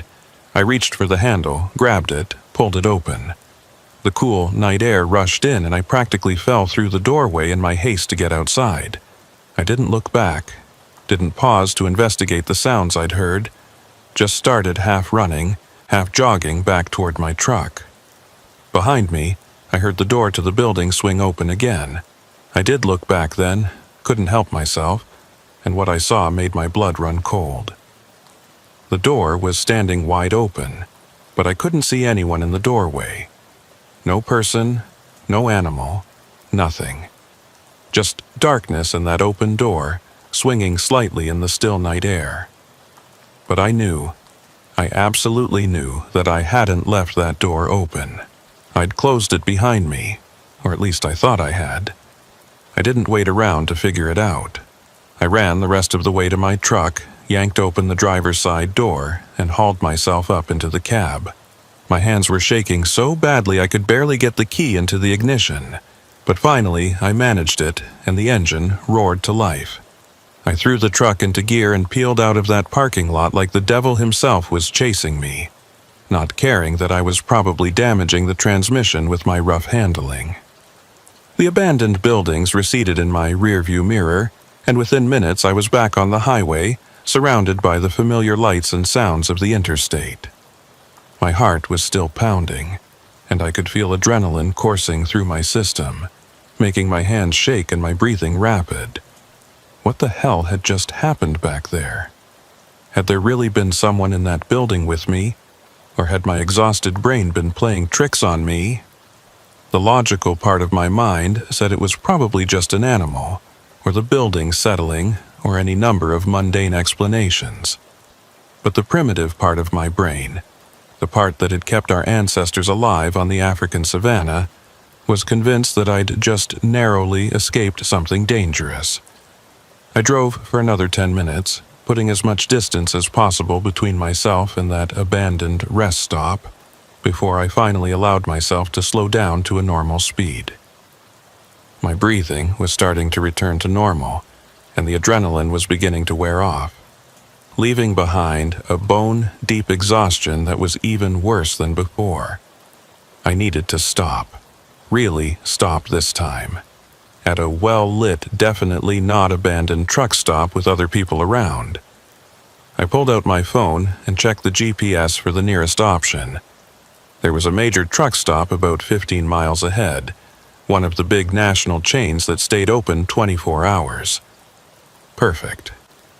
15 minutes later, I pulled into the parking lot, found a spot between two other semis, and killed the engine. I sat there for a moment, just breathing, trying to calm my racing thoughts. Then I grabbed my wallet and climbed down from the cab, determined to get the biggest, most caffeinated beverage they had, and maybe something to eat. Real food from a real store, surrounded by real people. The store was brightly lit and blessedly normal, with rows of snacks and drinks and hot food under heat lamps. There were a few other people inside, mostly truckers like me, looking tired but not terrified. I grabbed 2 energy drinks, a large coffee, and a sandwich, paid the clerk, and headed back out to my truck. I felt better with food and caffeine in my system, more grounded, more rational. The incident at the abandoned rest stop was starting to feel less like a horror movie and more like an unfortunate result of driving while exhausted. I'd let my imagination run wild, that's all. Nothing had actually happened. I was fine. I climbed back into the truck, settled into the driver's seat, and took a long drink of coffee. The caffeine hit my system almost immediately, and I could feel myself becoming more alert. This was what I'd needed all along, not smelling salts or willpower, just a proper break and some chemical assistance. I started the engine and was about to pull out of the parking lot when something caught my eye in the rearview mirror. The curtain that separated the cab from the sleeper berth, the one I always kept closed to block out light and maintain some privacy, was moving. Not just fluttering from air conditioning, but moving deliberately, like someone was touching it from the other side. I froze, my hand still on the gear shift, my eyes locked on the mirror. The curtain moved again, definitely being pushed aside by something. I watched in growing horror as it slowly parted, revealing the dark space of the sleeper berth behind it. My first thought was that I was hallucinating, that the exhaustion and stress had finally pushed me over the edge, and I was seeing things that weren't there. But the curtain kept moving, kept parting, and then I saw it. A hand, a human hand, dirty and pale, reaching through the gap in the curtain. I didn't think, didn't plan, didn't try to figure out what was happening or how someone could be in my sleeper. I just reacted on pure instinct. I threw open the driver's side door and practically fell out of the cab, stumbling on the pavement but staying upright. I ran toward the store, not looking back, my legs pumping and my lungs burning. I burst through the doors of the truck stop, startling the clerk and the few customers inside. "Call the police!" I shouted, my voice coming out higher and more panicked than I'd intended. "There's someone in my truck! Someone broke into my truck!" The clerk, a middle-aged woman with gray hair and a name tag that said Denise, picked up the phone immediately. "Okay, honey, okay, just calm down. I'm calling them right now. Which truck is yours?" I told her, pointing vaguely in the direction of the parking lot even though she couldn't see it from where she was standing. Another trucker, a big guy with a beard and a John Deere cap, stood up from where he'd been sitting at a table. "You want me to go check it out?" he asked, his voice calm and steady. "No," I said, probably too loudly. "No, don't go near it. Whoever's in there, they might be dangerous. Just wait for the cops." The police arrived maybe 10 minutes later, though it felt like an eternity. 2 officers in a county sheriff's cruiser, both of them looking simultaneously alert and annoyed at being called out to a truck stop in the middle of the night. I explained the situation to them as coherently as I could, told them about seeing the hand reach through the curtain, about the strange experience at the abandoned rest stop earlier. One of the officers, a younger guy with short brown hair, looked skeptical. "Sir, have you been drinking tonight? Or using any substances?" "What? No. I'm a professional driver. I don't drink on the job. I'm telling you, there's someone in my truck." The officers exchanged a look, and then the older one, a woman with gray streaks in her dark hair, nodded toward the parking lot. "All right, let's go check it out." "You stay here, sir. We'll handle this." I watched through the windows as they approached my truck, their hands resting on their service weapons, moving carefully and professionally. The younger officer went to the driver's side while the older one positioned herself on the passenger side. They shouted something I couldn't hear, probably announcing themselves as police and demanding that anyone inside come out. Nothing happened for about 30 seconds. Then the older officer moved to the back of the truck and opened the door to the sleeper berth. Both officers had their weapons drawn now, pointing into the interior. I held my breath, watching, waiting. And then I saw them, 3 people climbing out of the back of my truck. 2 men and 1 woman, all of them looking disheveled and dirty, all of them holding their hands up in surrender. The officers moved in quickly, handcuffing all 3 of them and searching them for weapons. My legs nearly gave out when I saw them. I hadn't been hallucinating. I hadn't been imagining things. There had actually been people in my truck, hiding in the sleeper berth, riding along with me for God knows how long. The thought made my skin crawl.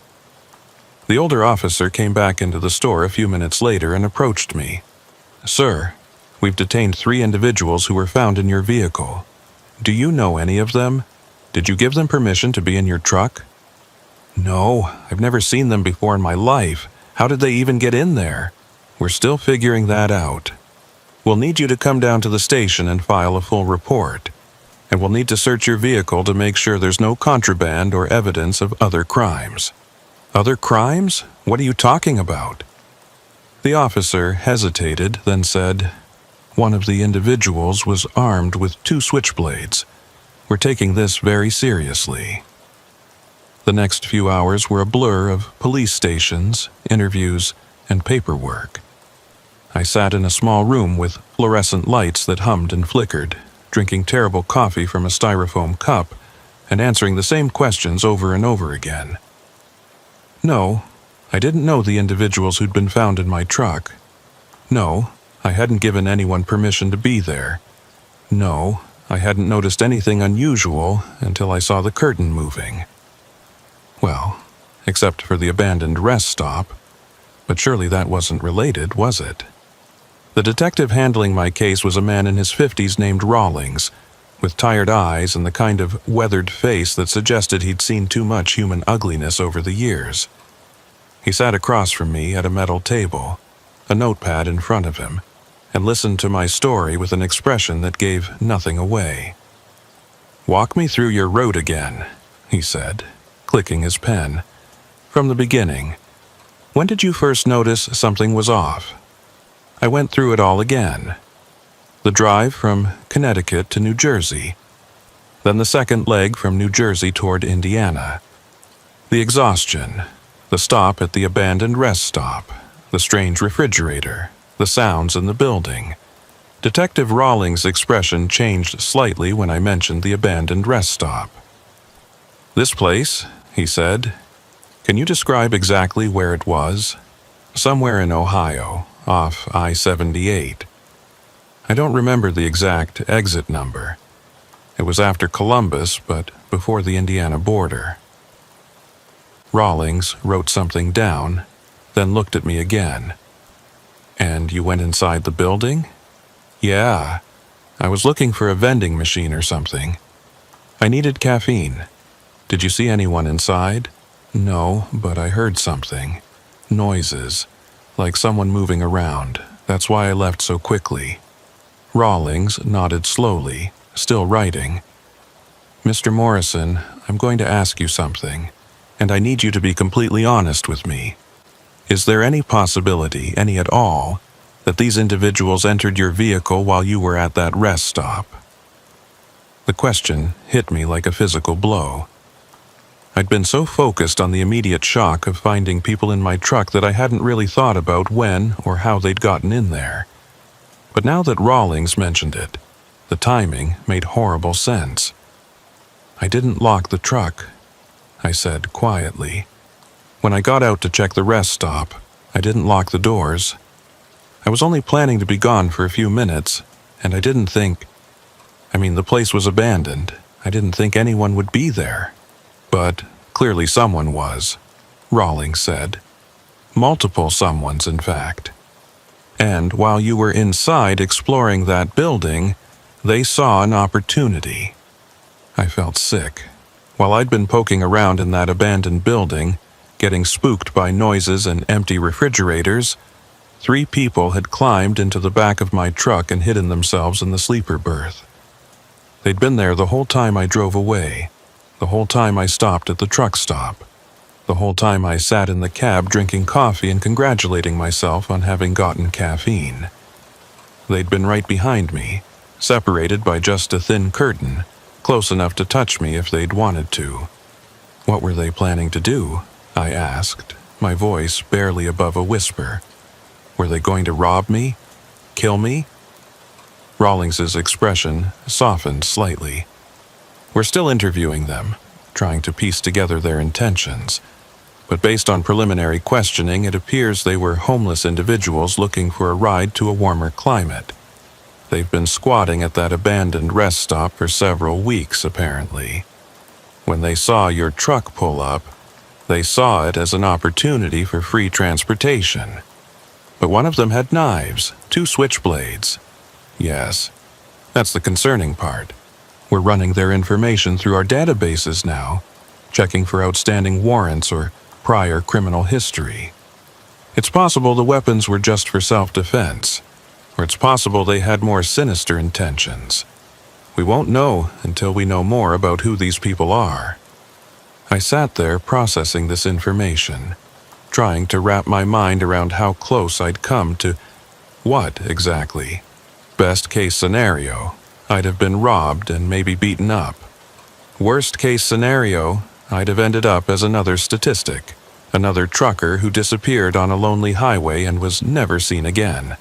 The thought made my hands shake, and I had to set down my coffee cup before I spilled it. "Can I see them?" I asked suddenly.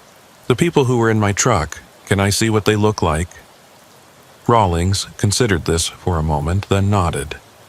"I suppose that would be all right. You might be able to provide information that helps us identify them if they're not being cooperative. Come with me."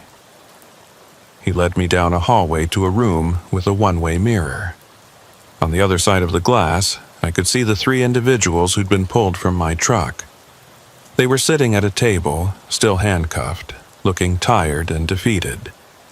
The first was a man in his 30s or maybe 40s. It was hard to tell. He had long, greasy hair that hung in his face and a patchy beard that suggested malnutrition or poor health.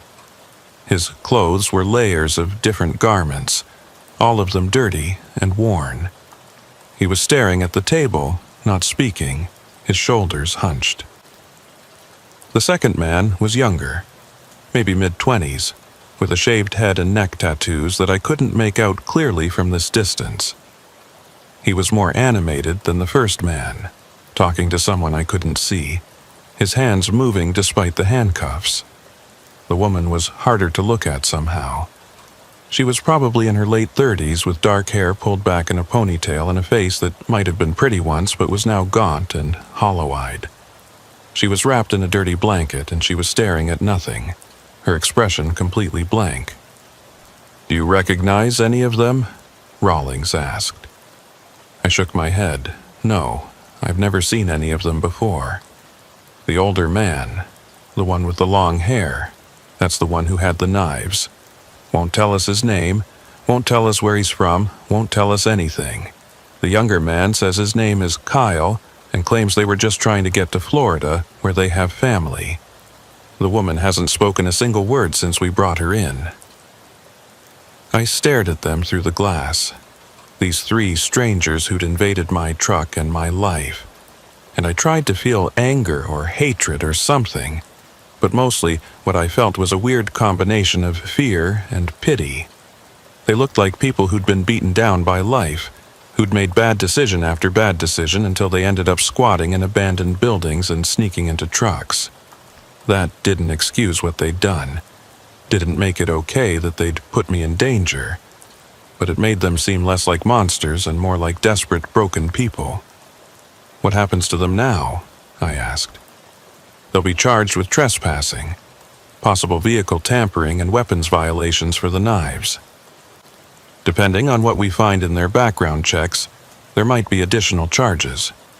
Best case for them, they spend a few months in county jail. Worst case, if any of them have outstanding warrants or if we can prove intent to harm, they could be looking at serious prison time." "And what about me? Can I go?" Rawlings nodded. "Yeah, you're free to go. We've got your statement, we've got your contact information. If we need anything else, we'll give you a call. Your truck has been searched and cleared, and we've taken photos of everything for evidence. It's all yours." I thanked him, though I wasn't sure what I was thanking him for exactly. For catching the people in my truck? For not arresting me for being stupid enough to leave my doors unlocked? For treating me like a victim instead of an idiot? I walked back out to the parking lot where my truck was waiting, its familiar shape silhouetted against the early morning sky. The sun was just starting to rise, painting the horizon in shades of orange and pink. I'd been up for more than 24 hours straight, and I felt every minute of it in my bones. Before I climbed back into the cab, I walked around the entire truck, checking every door, every compartment, every possible entry point. Then I climbed up into the driver's seat and locked all the doors from the inside. Only then did I feel safe enough to breathe normally.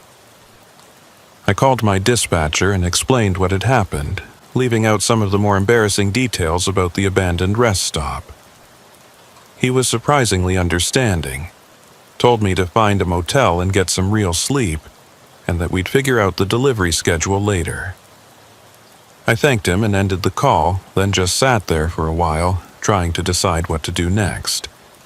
The smart thing would be to follow his advice, find a motel, and crash for 10 or 12 hours. But the thought of sleeping, of letting my guard down and being unconscious and vulnerable, was terrifying. What if there were more people hiding somewhere in the truck? What if I'd missed something in my inspection? What if I closed my eyes and woke up to find myself in danger again? I compromised by driving to the nearest major truck stop, the kind with 24-hour security and cameras everywhere, and parking in the most visible spot I could find. Then I reclined the driver's seat as far as it would go and tried to get some rest. It wasn't real sleep, more like a series of fitful naps, punctuated by jolts of panic where I'd snap awake and look around to make sure I was still alone. But it was better than nothing. Around noon, I finally gave up on sleeping and decided to complete my delivery. I'd come this far, and despite everything that had happened, the load still needed to get to Lafayette. So I started the truck, pulled back onto the highway, and drove the remaining distance to my destination. The delivery went smoothly, thankfully. The warehouse workers unloaded my trailer efficiently, I signed the paperwork, and within an hour I was back on the road. But I couldn't shake the feeling that something fundamental had changed. The cab of my truck, which had always felt like a safe space, like my own private sanctuary on wheels, now felt contaminated somehow. Every shadow looked suspicious, every noise made me jump. I kept glancing back at the curtain separating the cab from the sleeper berth, half expecting to see it move again. The days following the incident were some of the hardest of my life. I tried to go back to work, tried to maintain my normal schedule and routine, but nothing felt normal anymore. Every time I climbed into my truck, I'd spend 10 or 15 minutes searching every inch of the interior, checking the sleeper berth, the storage compartments, even looking under the truck and in the wheel wells. I knew I was being paranoid, knew that the chances of something like that happening again were astronomically low, but I couldn't stop myself. I started carrying a baseball bat in the cab with me, propped up against the passenger seat where I could grab it quickly if needed. I also bought a heavy-duty lock for the sleeper berth door, so that even if I was sleeping in the front, nobody could access the back without me knowing. These precautions made me feel slightly better, slightly more in control, but they didn't address the root problem. I was scared. The fear manifested in different ways. I stopped taking loads that required overnight drives. I stopped at well-lit, populated truck stops only, never pulling over on the side of the road or at rest areas unless absolutely necessary. I kept my phone charged at all times and made sure I always had a signal.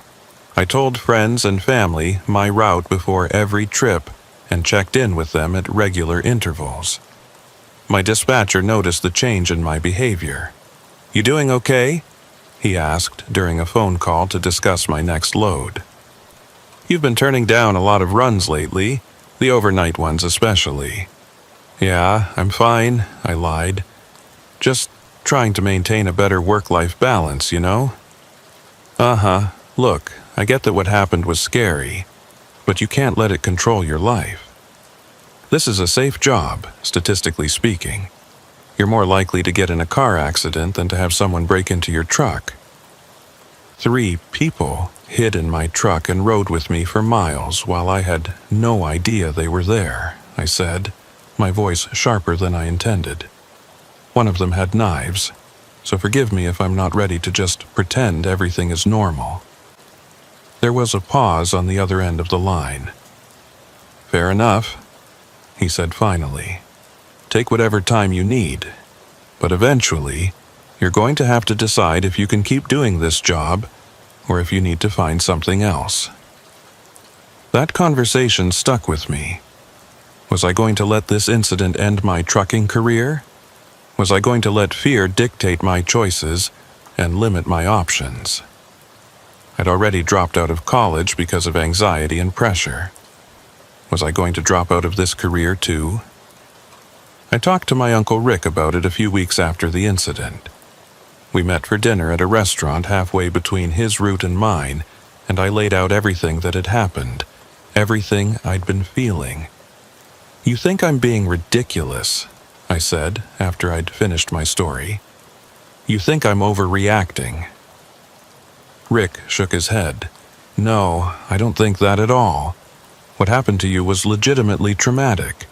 You had people invade your space, your home essentially, and they had weapons. That's not something you just brush off."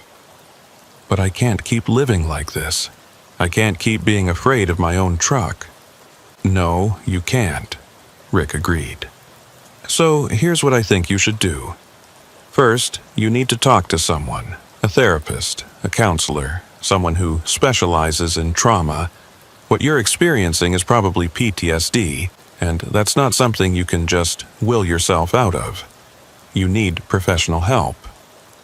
I started to protest, started to say that I didn't need therapy, that I could handle this on my own. But Rick held up his hand.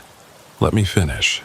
Second, you need to make some practical changes to increase your sense of safety. Better locks, maybe some kind of alarm system for the truck.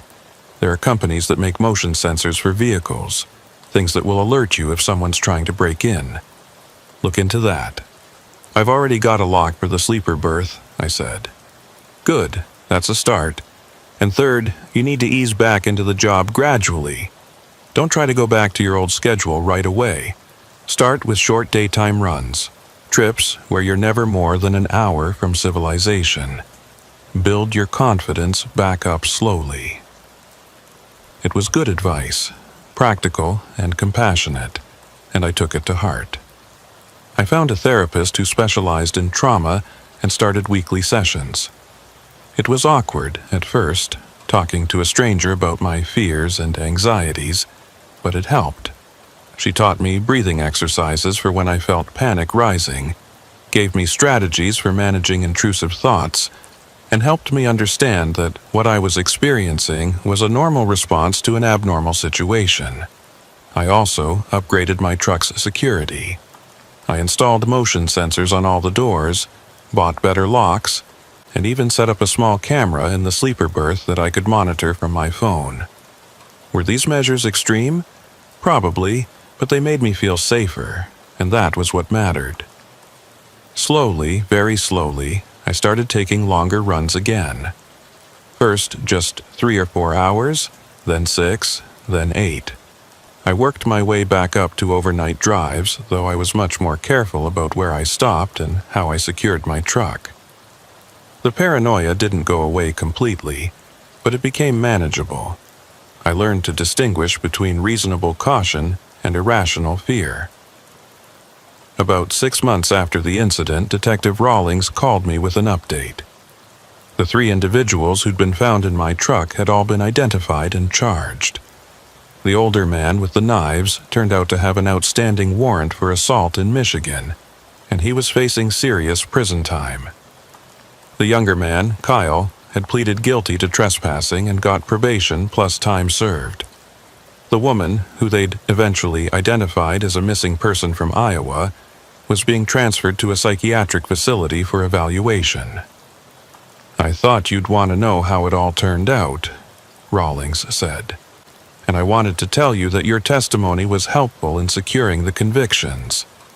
You did good, Mr. Morrison." "Thanks," I said, though I wasn't sure how to feel about it. Relief, maybe, that they'd been caught and punished.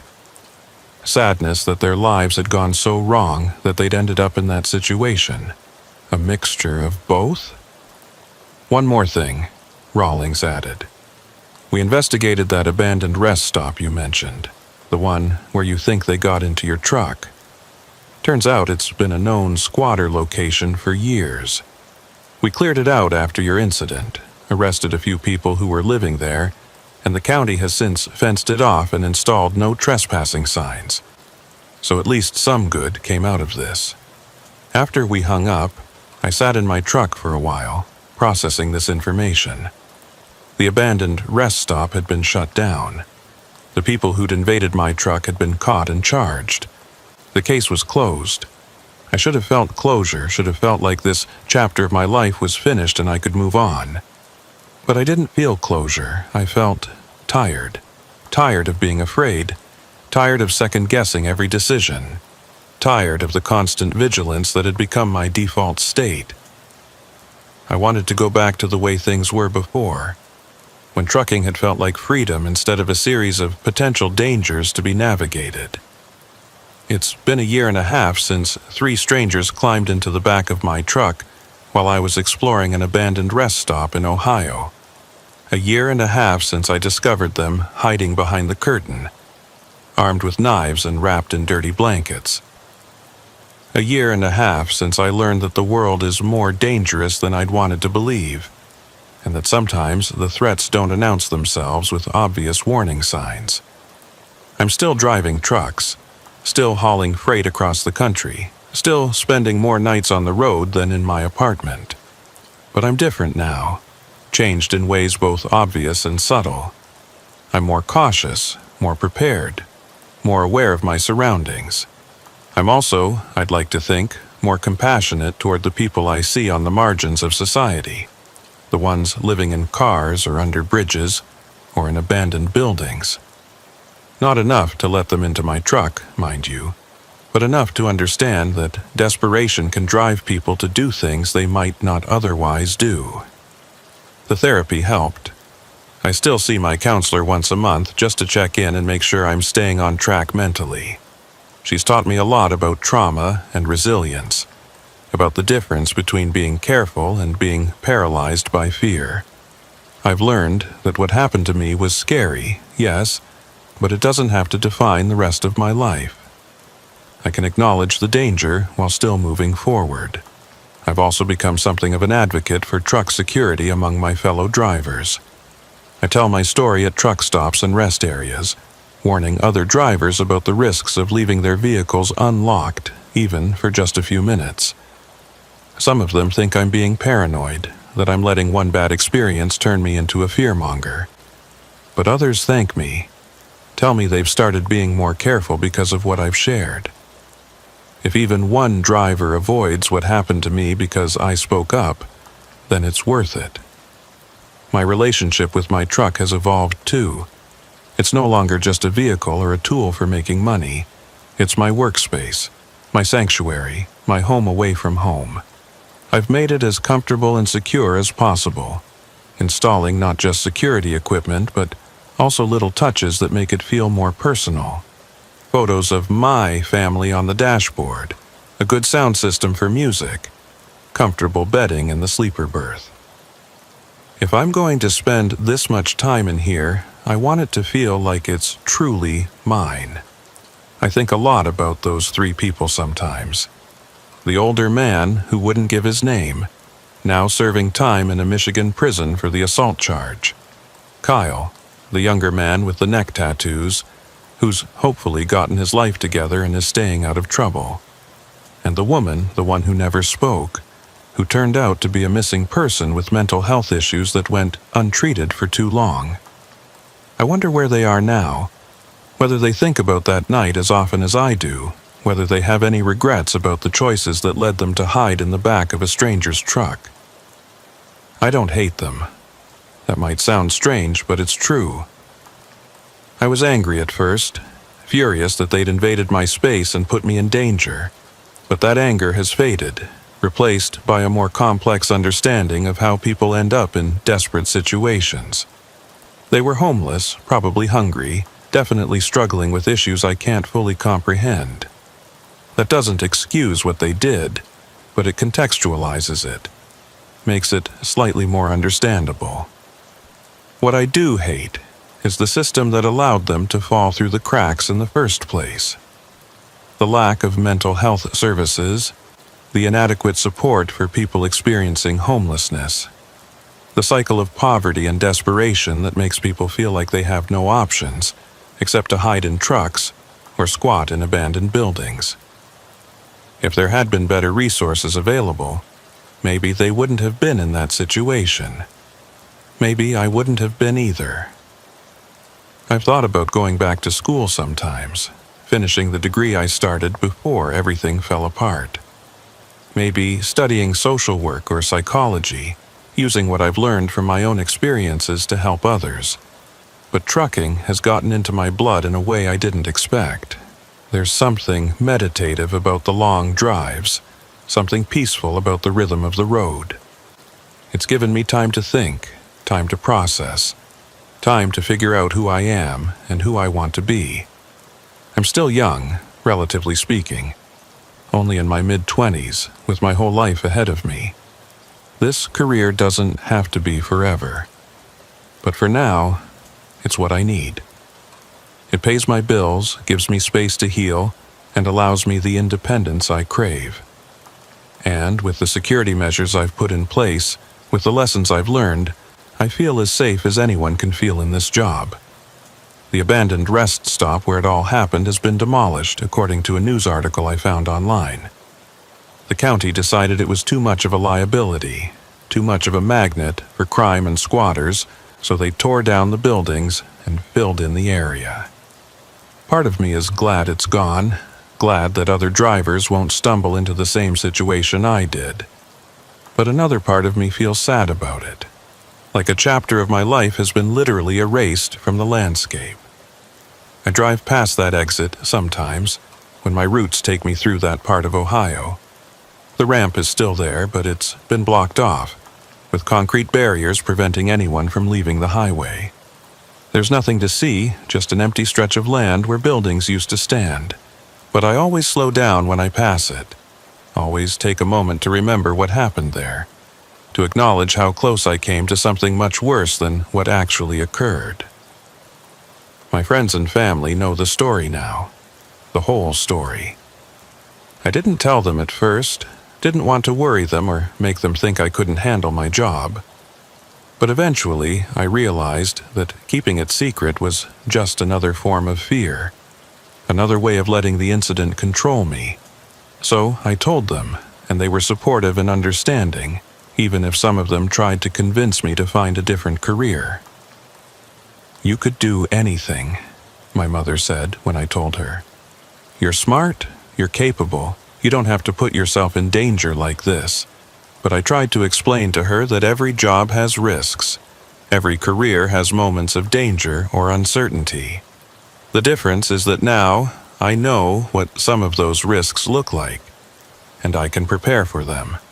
That makes me better at my job, not worse. I still have bad days. Days when the paranoia creeps back in, when I check the sleeper berth 5 times before I feel comfortable starting the truck. Days when I see someone walking along the highway and my first thought is that they're going to try to break into my truck. Days when I wonder if I should have just stayed in school, pushed through my anxiety, and gotten that degree like everyone expected me to. But I also have good days. Days when I watch the sunrise over the mountains and feel grateful to have a front row seat to such beauty. Days when I help another driver with a mechanical problem or share information about a good road. Days when I make my delivery on time, do my job well, and feel a sense of pride in my work. The incident taught me a lot about fear, about vulnerability, about the unpredictability of life. But it also taught me about resilience, about the human capacity to adapt and overcome. I'm not the same person I was before that night in Ohio.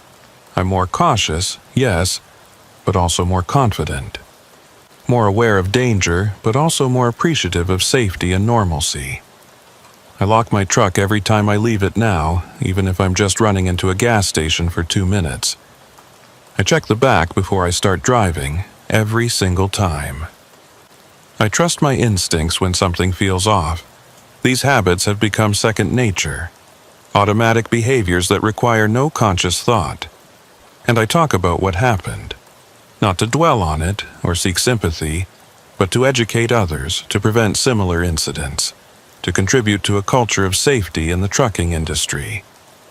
Some drivers have thanked me for speaking up, have told me they've changed their own habits because of my story. That feels good. Feels like something positive came from something negative. I don't know if I'll be a trucker forever. Maybe I'll go back to school eventually, pursue a different career, settle down somewhere and stop living on the road. But for now, this is where I need to be. This job, this lifestyle, this constant movement from one place to another, it suits me. It gives me what I need.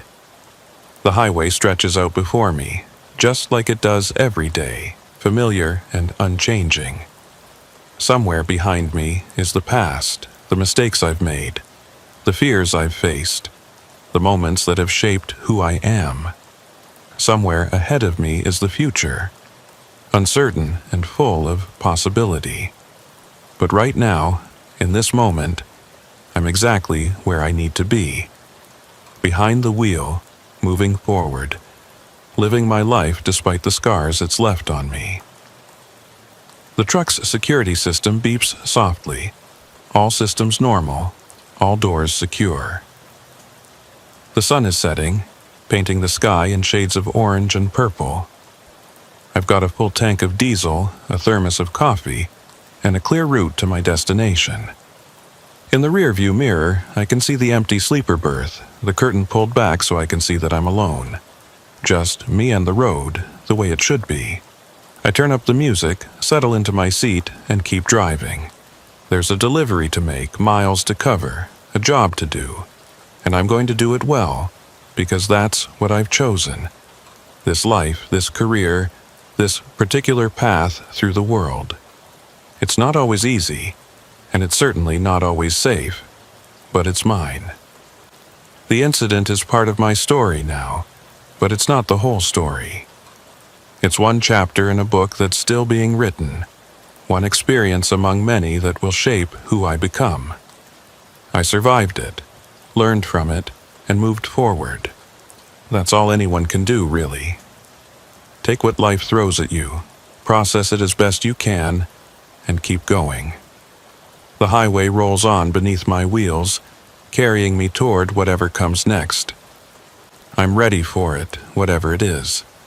The stowaways taught me that much at least. You can't always control what happens to you, but you can control how you respond. You can let fear paralyze you, or you can acknowledge it and move forward anyway. I choose to move forward. Always forward. 1 mile at a time. One delivery at a time, one day at a time. The road is long, and there's a lot of it left to travel, but I've got a good truck, good training, and good instincts. That's enough. That has to be enough. And so far, it has been.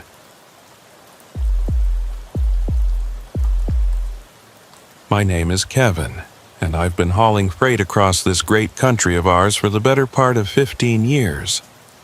15 years of truck stops and loading docks, of highways that all start to look the same after a while, of sunrises viewed through a dirty windshield and coffee that tastes like it was brewed in a boot. It's not a glamorous life, not by any stretch of the imagination, but it's honest work and it pays the bills. More importantly, it's what I know. It's what I'm good at. When you've been doing this job as long as I have, you develop certain habits, certain routines that keep you sane and keep you safe. You learn which truck stops have the cleanest showers and which ones to avoid. You learn how to read the weather, how to spot black ice before you're sliding across it, how to tell when your rig is developing a problem before it becomes a breakdown.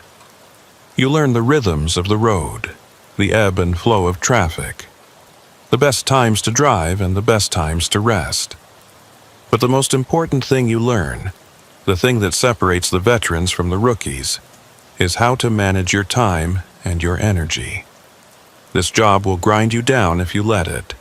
The irregular hours, the long stretches away from home, the constant pressure to deliver on time, it all adds up.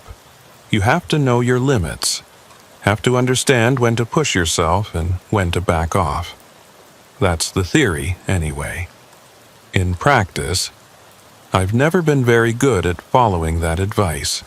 I'm what you might call a workaholic, always have been. My ex-wife used to say I was married to the job first and her second, and she wasn't entirely wrong. I'd take any load, any time, no matter how tight the schedule or how tired I was. I prided myself on my work ethic, on being the guy who always delivered, who never complained, who could be counted on no matter what. That attitude served me well for a long time. I built a reputation as a reliable driver, someone who got the job done. The dispatchers knew they could call me at any hour of the day or night, and I'd say yes. The pay was good, the work was steady, and I convinced myself that the sacrifices were worth it. Never mind that my marriage fell apart. Never mind that I barely saw my kids as they were growing up. Never mind that I was running myself into the ground. I was providing for my family, wasn't I? I was doing what needed to be done. This particular incident happened about 4 years ago, back in the spring of 2019. I was working for a warehouse operation based out of Fargo, North Dakota, running loads all across the upper Midwest and into Montana. North Dakota is about as flat as a state can get, which makes for easy driving but also makes for monotonous scenery. After a while, all those endless wheat fields and empty horizons start to blur together, and you have to work to stay engaged with what you're doing. It was a Tuesday morning in early May, the kind of spring day where winter hasn't quite loosened its grip yet and the air still has that crisp, cold edge to it. I'd finished a delivery in Fargo the night before and was scheduled to pick up a new load first thing in the morning. The warehouse manager, a guy named Pete, who I'd known for years, had a rush job for me.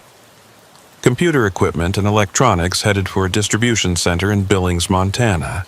High-value cargo, time-sensitive delivery, premium pay. I need it there by 7 tomorrow morning, Pete told me as we stood in his office, going over the paperwork. I know that's a tight window, but the client is willing to pay double the usual rate if we can make it happen. I did the math in my head. Fargo to Billings was roughly 700 miles, give or take. Under normal circumstances, with proper rest stops and meal breaks, it would be about a 12-hour drive. But if I pushed it, if I drove straight through with minimal stops, I could do it in under 11 hours. Factor in loading time and a small buffer for unexpected delays, and I'd need to be on the road by 7 or 8 in the evening to make the morning deadline. That means driving all night, I said, more to myself than to Pete. I know it's not ideal, Pete said, but like I said, the money's good, and you're the only driver I trust to make this happen. If you don't think you can do it, I understand. I can try to negotiate a later delivery time. The rational part of my brain was telling me to negotiate that later delivery time. I'd already worked a full day, and I'd been driving for most of the previous week without a real break. I was tired, operating on 4 hours of sleep and too much coffee. Taking on an overnight run in that condition was asking for trouble. But the stubborn, prideful part of my brain, the part that had been steering my decisions for most of my career, wouldn't let me back down.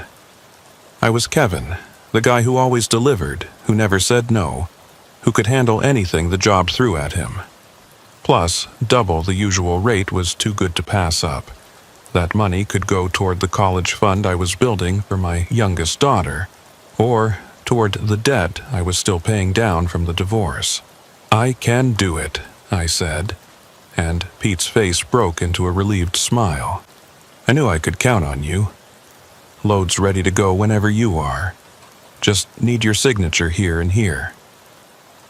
I signed the papers, went through the usual pre-trip inspection of my rig, and by 7:30 that evening, I was pulling out of the warehouse lot with a trailer full of expensive electronics and a long night of driving ahead of me. The sun was just starting to set, painting the western sky in shades of orange and red that would have been beautiful if I'd had the time or energy to appreciate them. The first couple of hours went smoothly. I took I-94 west out of Fargo, merging into the light evening traffic. There weren't many other vehicles on the road, just a few cars and the occasional truck. The radio was playing classic rock, stations fading in and out as I moved across the landscape. I had a thermos of coffee, a bag of beef jerky, and a sense of determination that I was going to make this delivery on time no matter what. As I crossed into Montana, the landscape started to change. The flat farmland of North Dakota gave way to the rolling hills and eventually the mountains of Montana. The road started to wind and climb, requiring more attention and engagement than the straight, flat highways I'd been driving. This was good in a way because it kept me alert and focused, but it was also more tiring, requiring constant adjustments to speed and gear. By the time I reached Miles City, it was after 10 o'clock and I was starting to feel the first real waves of exhaustion. Not just tiredness, but that deep, bone-deep fatigue that comes from pushing your body past its natural limits. My eyes felt gritty and heavy. My neck was stiff from hours of sitting in the same position, and I could feel a headache building behind my temples. I should have stopped in Miles City. There were truck stops there, places where I could have pulled over for a few hours of rest. But I was making good time, better than I'd anticipated, and I didn't want to lose momentum. If I kept going, if I pushed through the tiredness, I'd reach Billings with time to spare. I could rest after the delivery, I told myself. Just a few more hours.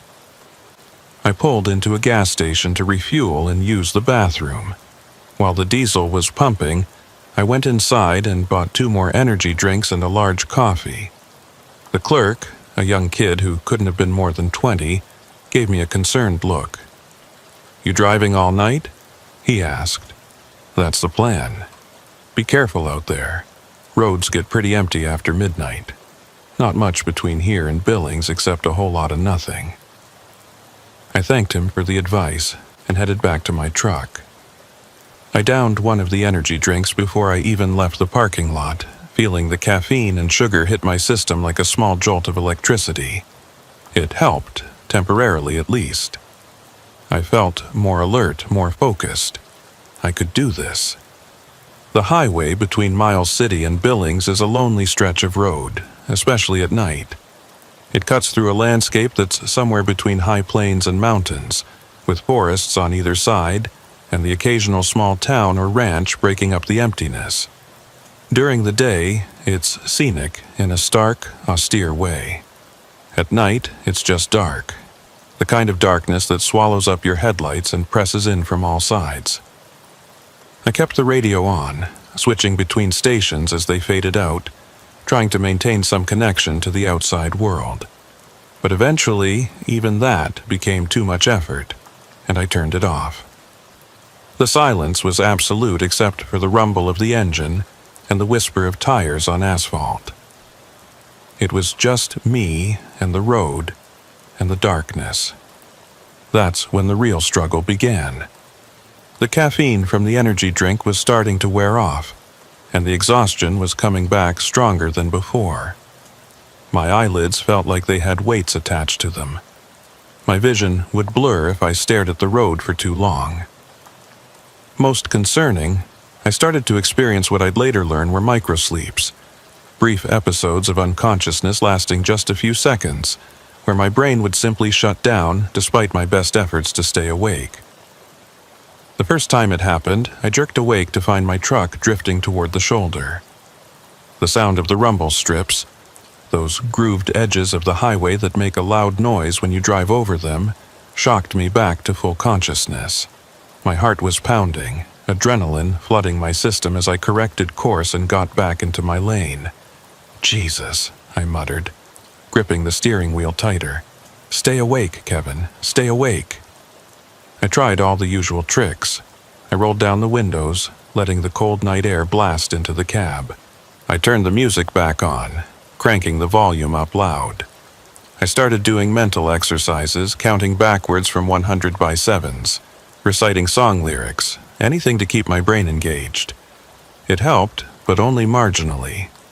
The exhaustion was too deep, too all-encompassing.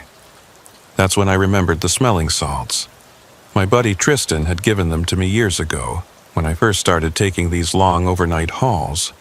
He'd been a trucker for decades, had seen and done it all, and he'd shared a lot of wisdom with me over the years. The smelling salts were part of his emergency kit, along with water, energy bars, and a spare tire. Use them sparingly, he'd warned me. They'll wake you up, no question about that. But they're harsh, and they're not a substitute for actual rest. If you're using them more than once in a blue moon, you're pushing yourself too hard. I'd only used them once before, on a similarly desperate night drive through Wyoming. The effect had been immediate and intense.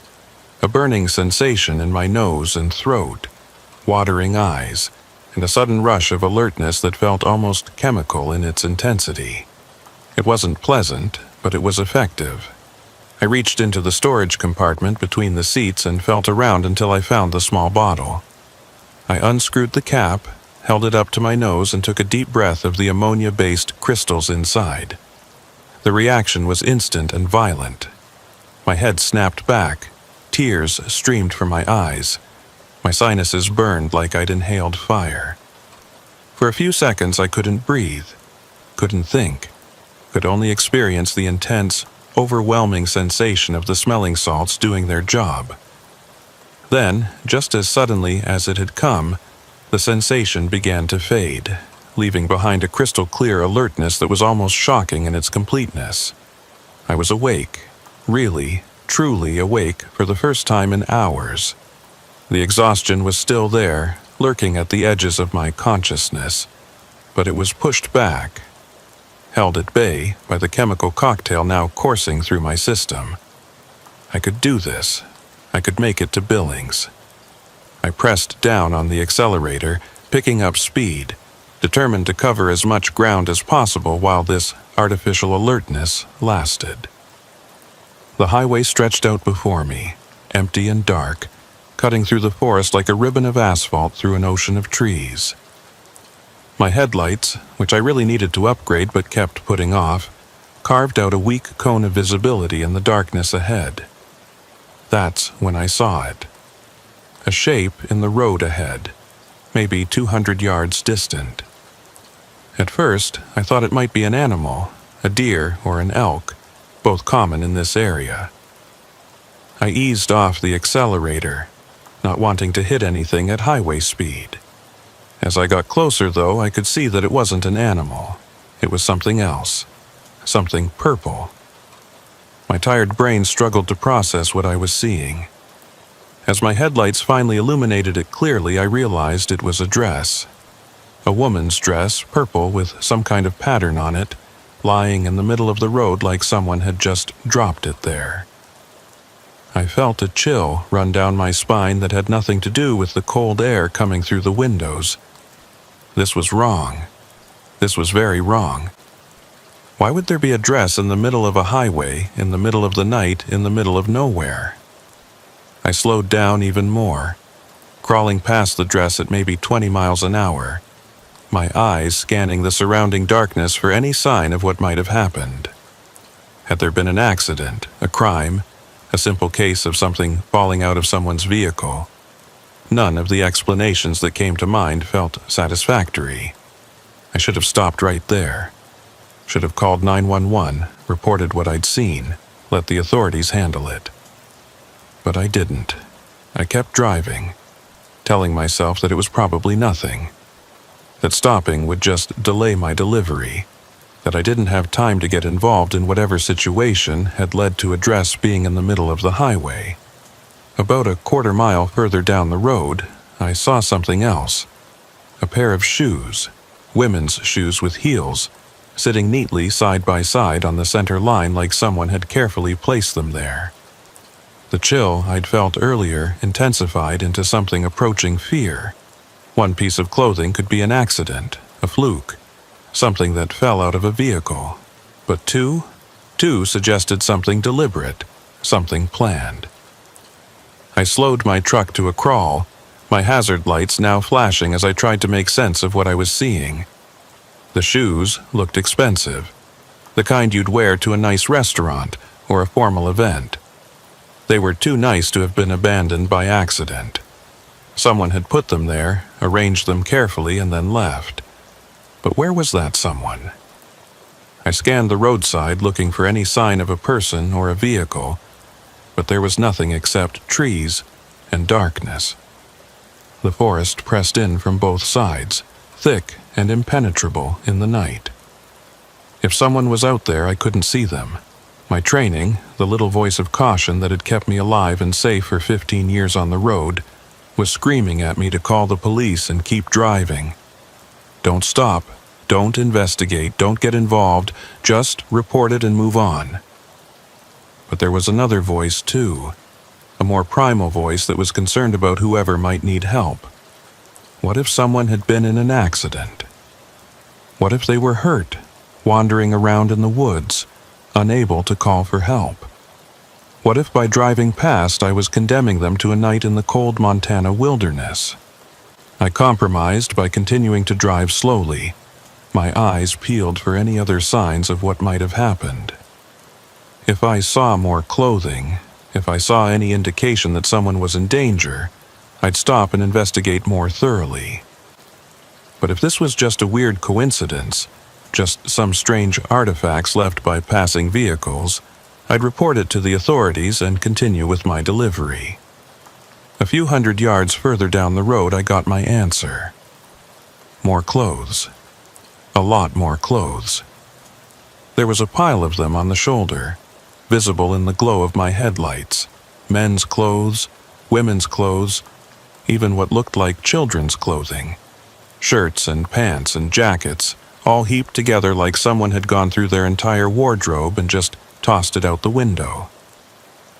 I brought my truck to a complete stop, right there in the middle of the highway. My heart was pounding now, adrenaline mixing with the caffeine and the smelling salts to create a kind of hyper-alertness that made every sense feel amplified. Something was very, very wrong here. People don't just scatter clothes across a highway for no reason. This had to be connected to some kind of crime or emergency. I reached for my phone, intending to call 911, but paused. What would I even tell them? That I found some clothes on the highway? That didn't sound like an emergency, even though every instinct I had was telling me it was. They'd probably tell me to just continue on my way and they'd send someone to check it out in the morning. No, I needed more information. I needed to actually investigate, to see if there was any sign of what had happened here. Then I could call the police with a more complete picture of the situation. I put the truck in park and turned on my hazards, bathing the area in rhythmic amber light. I grabbed my flashlight, the good one I kept under the seat that could illuminate things 100 yards away. Then I opened my door and climbed down from the cab, my boots crunching on the gravel shoulder. The night air was cold and still, without even a breath of wind. That struck me as odd, though I couldn't quite articulate why.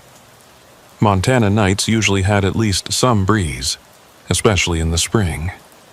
But tonight, the air was perfectly still, almost oppressively so.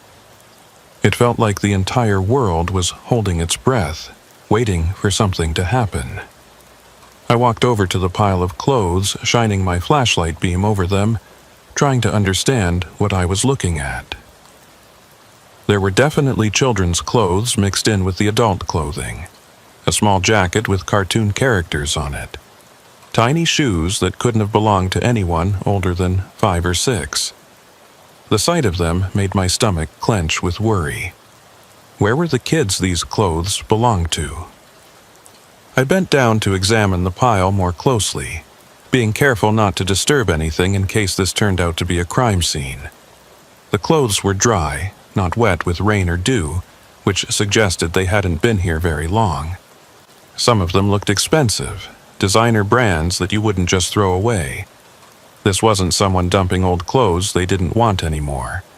This was something else.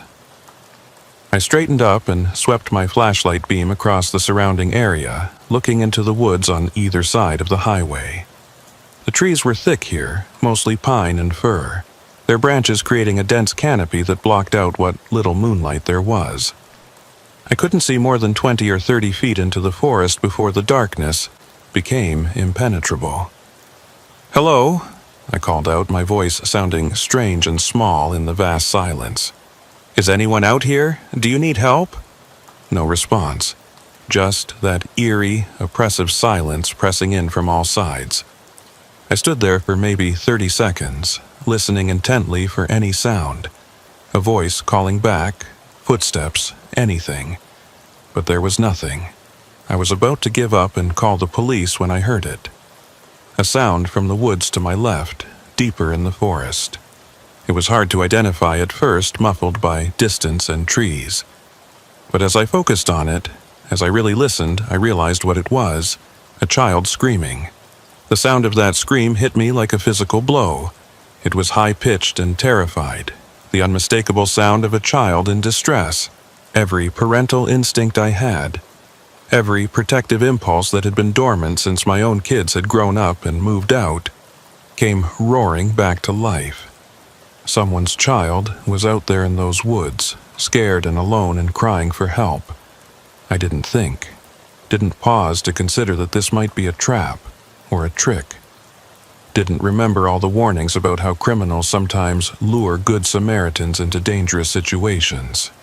I just reacted, turning toward the sound and taking a step toward the tree line. That's when my training, my years of experience, my accumulated wisdom about staying safe on the road, finally kicked in and stopped me. Something about this whole situation felt wrong. The scattered clothes, the perfect stillness of the night, the convenient placement of everything right here on this particular stretch of empty highway.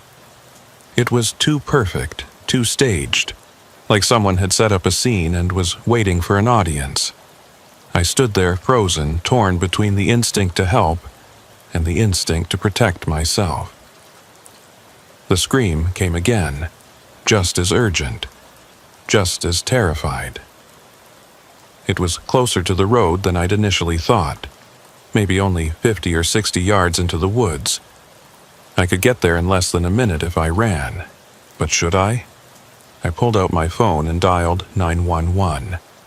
My hands were shaking, whether from exhaustion or adrenaline or fear I couldn't say. The phone rang once, twice, 3 times. The scream came again, and this time I could hear something else in it, a desperate quality that made my chest tighten. 911, what's your emergency? I'm on Highway 94, about 40 miles east of Billings, I said, speaking quickly. There are clothes scattered all over the road, including children's clothes, and I can hear a child screaming in the woods. Someone needs help out here. Sir, can you see anyone? Can you see the child? No, they're in the woods. I can hear them, but I can't see them. Okay, sir, I need you to stay in your vehicle and stay on the line with me. Do not enter the woods. Officers are being dispatched to your location right now. But there's a child out there. They're screaming. I can't just... The scream came again, cutting me off. But this time, something about it sounded different. The pitch was the same, the volume was the same, but there was something artificial about it. Something not quite human. It was like listening to a recording of a scream rather than an actual scream. Sir, are you still there? I didn't answer. I was too busy processing what I'd just realized. That wasn't a real child screaming. It couldn't be. Real screams don't sound exactly the same each time. Real screams have variation, have emotion that changes from moment to moment. What I was hearing was a recording, being played from somewhere in the woods. This was a trap. Someone was trying to lure me into those woods using a recording of a child screaming. The clothes scattered on the road, the dress, the shoes, all of it was bait designed to make me stop and investigate. And I'd almost fallen for it. I'm here, I said into the phone, my voice shaking. But I don't think that's a real child. I think someone is playing a recording. Sir, regardless of what it is, I need you to return to your vehicle and wait for officers to arrive. Can you do that for me? I started backing away from the tree line. My flashlight still pointed toward the woods, suddenly very aware of how exposed I was standing out here on the shoulder of the highway. If someone was in those woods, if someone had set this trap, they could see me right now. They could be watching me, waiting for their chance. I made it about halfway back to my truck when I heard a new sound. Not a scream this time, but a rustling in the undergrowth, like something large was moving through the brush. It was coming from the same direction as the screams, from deeper in the forest, and it was getting closer. "Someone's in the woods," I said into the phone, not caring that I was probably stating the obvious. "Someone's coming toward the road. Get to your vehicle, sir. Get to your vehicle right now." I didn't need to be told twice. I turned and ran, my boots slapping against the pavement, my flashlight beam bouncing wildly as I moved. Behind me, I could hear the rustling getting louder, could hear branches snapping and leaves crunching under what sounded like multiple sets of feet. There was more than one person in those woods, maybe several people. I reached my truck and grabbed the door handle, yanking it open with enough force that I almost pulled it off its hinges. I threw myself into the cab and slammed the door shut, hitting the lock button immediately. Only then, with steel and glass between me and whatever was out there, did I feel even marginally safe. "I'm in the truck," I gasped into the phone. "I'm locked in." "Good. Stay there. Officers are approximately 8 minutes from your location." 8 minutes. That didn't sound like very long in abstract terms, but sitting in a truck on a dark highway with unknown threats lurking in the nearby woods, 8 minutes felt like an eternity. I sat there with my hands locked on the steering wheel, my eyes darting between the mirrors and the windshield, trying to see what was out there. The rustling sounds had stopped. The screaming had stopped. Everything was silent again, that same oppressive, unnatural silence that had unnerved me when I first stopped. It was like whatever was out there was also waiting, also watching, trying to decide what to do next. Then I saw movement, not in the woods, but on the road. A figure had stepped out from the tree line and was standing maybe 30 yards behind my truck, illuminated by my taillights and hazard lights. It was a man, I could tell that much, but I couldn't make out any details from this distance. He was just standing there, not moving, not approaching, just watching my truck. "There's someone on the road," I told the 911 operator.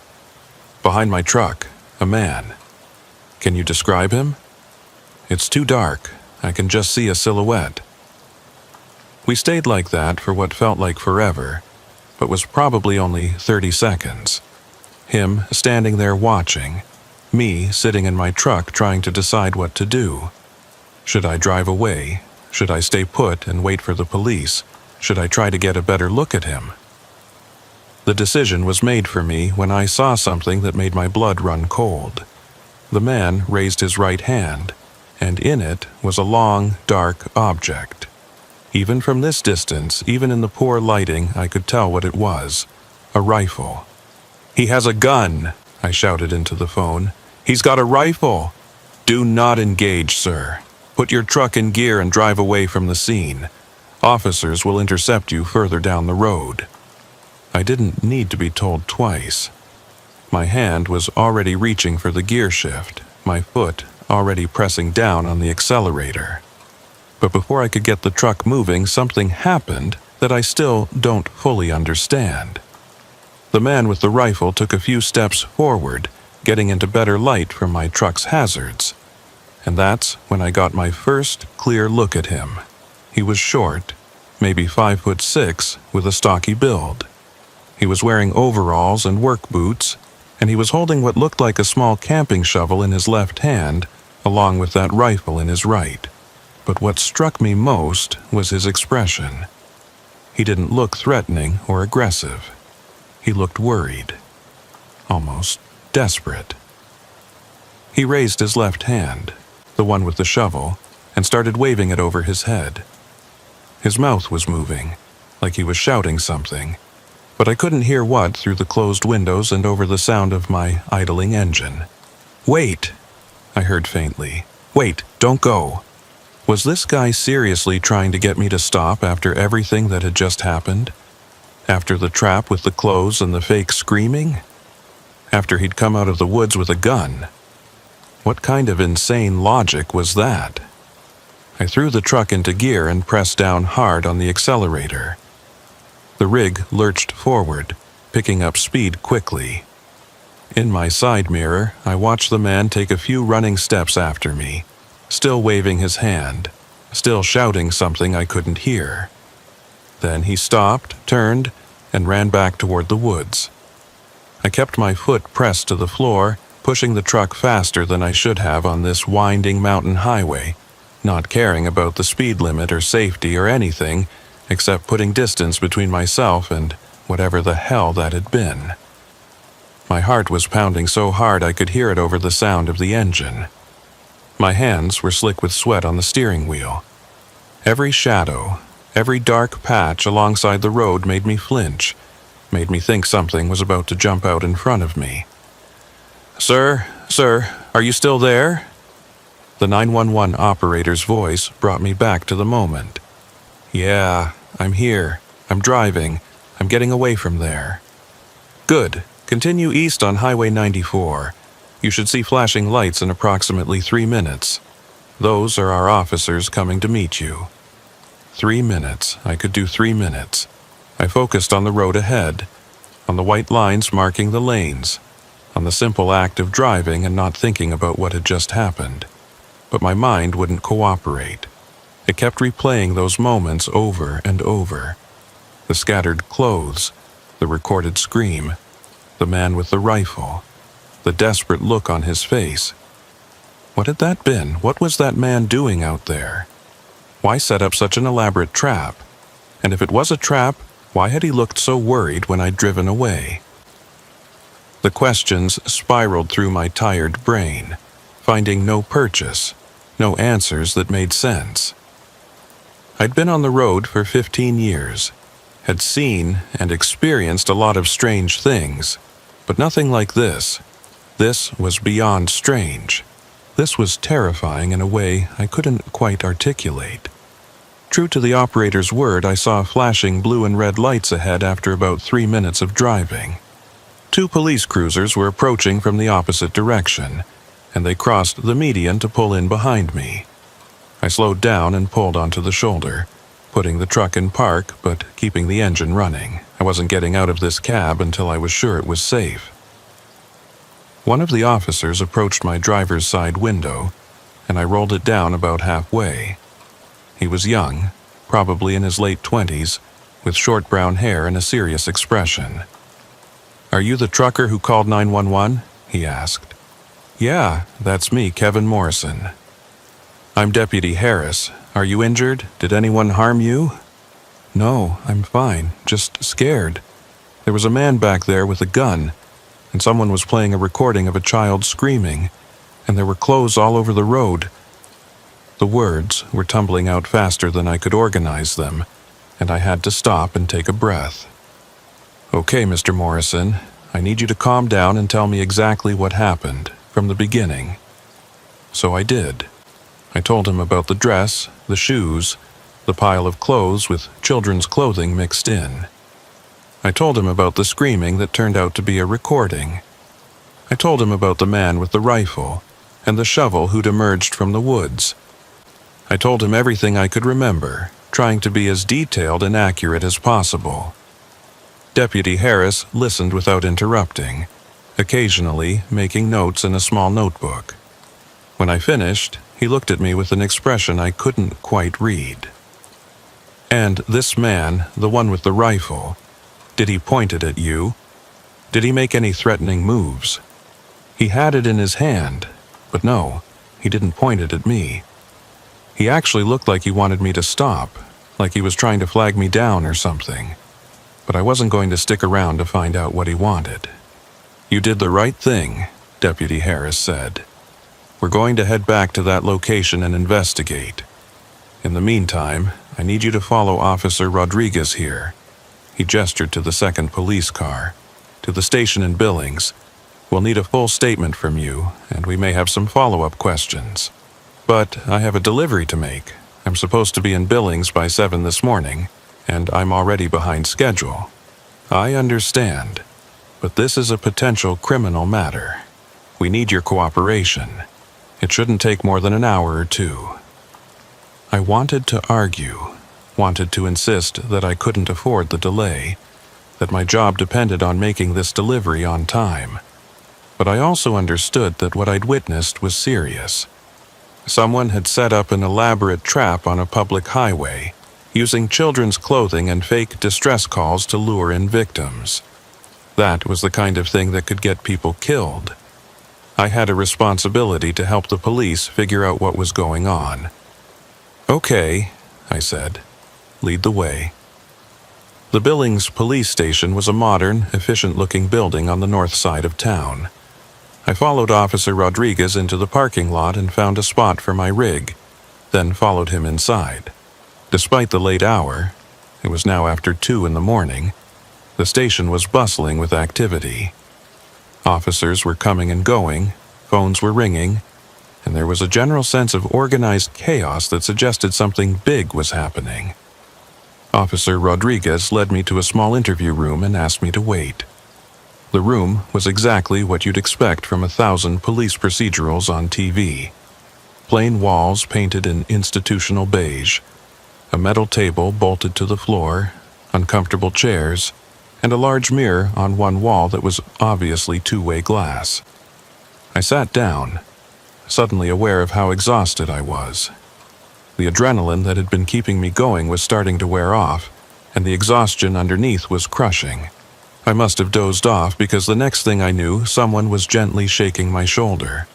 I jerked awake, my heart racing, momentarily disoriented about where I was. A woman in plain clothes was standing next to me, a concerned expression on her face. "Mr. Morrison, I'm Detective Barnes. Sorry to startle you. You looked like you needed the rest." I rubbed my eyes and tried to focus. Detective Barnes appeared to be in her 40s with dark hair pulled back in a ponytail and sharp, intelligent eyes. She was holding a cup of coffee, which she set down in front of me. "Thought you might need this," she said, settling into the chair across from me. "It's terrible coffee, but it's hot and it has caffeine." "Thank you," I said, wrapping my hands around the cup. The warmth felt good. "Have you found anything? Did you catch the guy?" Detective Barnes's expression became more serious. "That's actually what I wanted to talk to you about. We've investigated the scene, and we need to ask you some questions about what you saw." "Okay. What do you want to know?" "Let's start with the location. You said you saw the first piece of clothing, the purple dress, at approximately what mile marker?" I tried to think back, tried to remember if I'd noticed any mile markers. "I don't know exactly. It was maybe 20 or 30 miles east of here. I wasn't really paying attention to the markers at that point." "And how far apart were the various pieces of clothing? The dress, then the shoes, then the larger pile?" "The dress and the shoes were maybe a quarter mile apart. The pile was another quarter mile or so after that. Why?" Detective Barnes didn't answer my question. Instead, she pulled out a tablet and swiped through some photos. "I'm going to show you some images from the scene. I need you to tell me if this is what you saw." She turned the tablet toward me.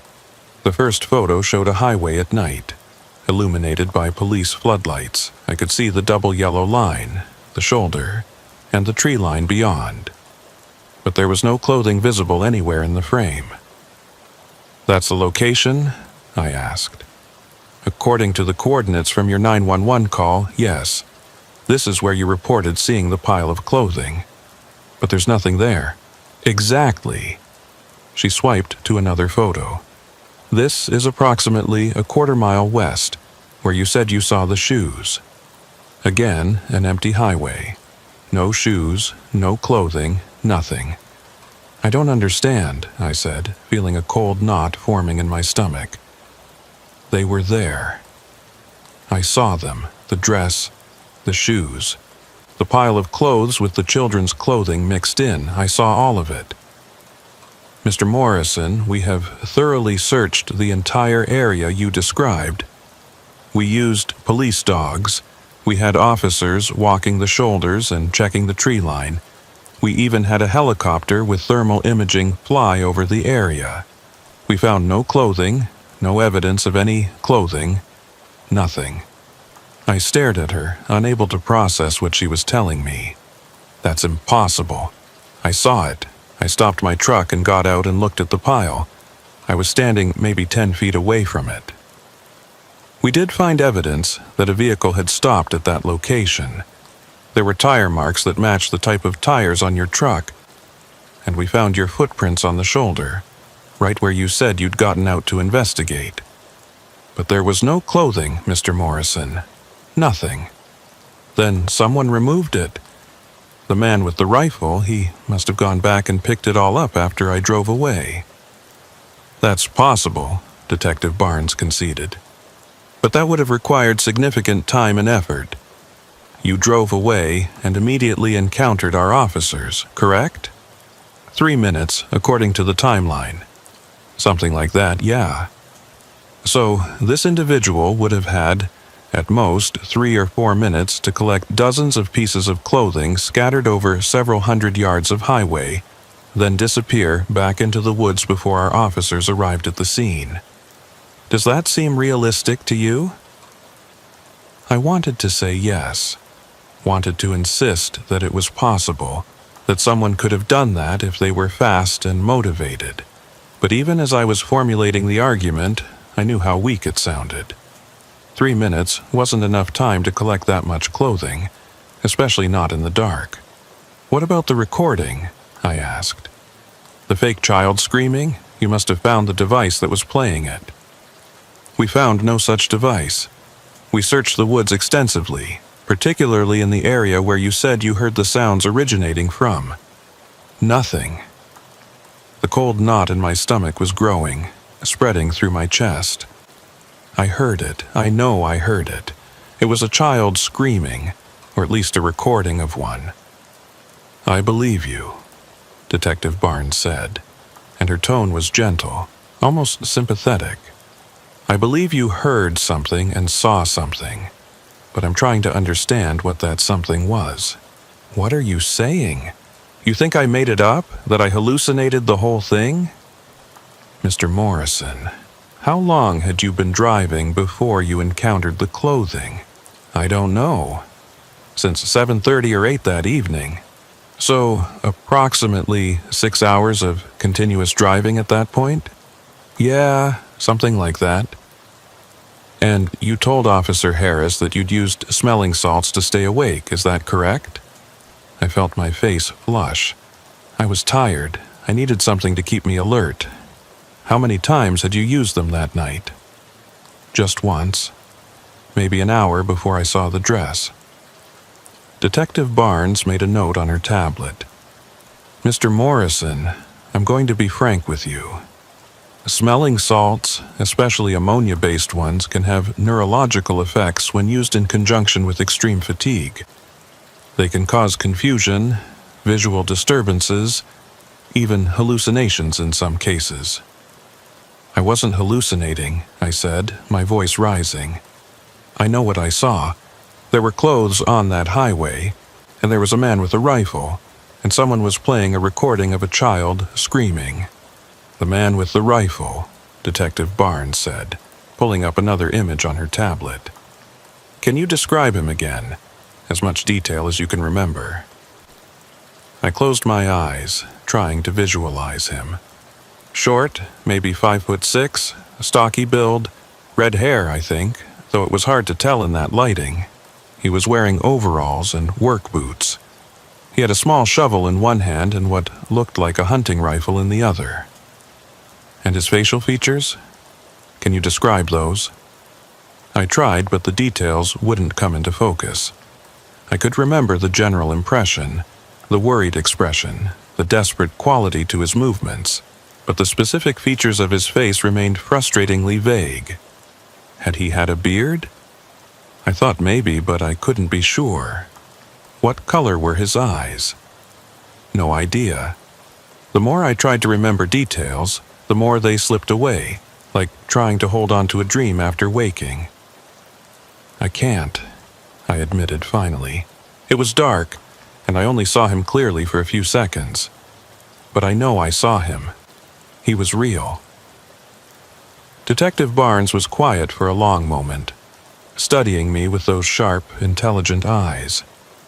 Finally, she said, "Mr. Morrison, I'm not trying to attack you or suggest you're lying, but I think we need to consider the possibility that what you experienced was a fatigue-induced episode. You'd been driving for hours. You were exhausted. You'd used smelling salts to stay awake.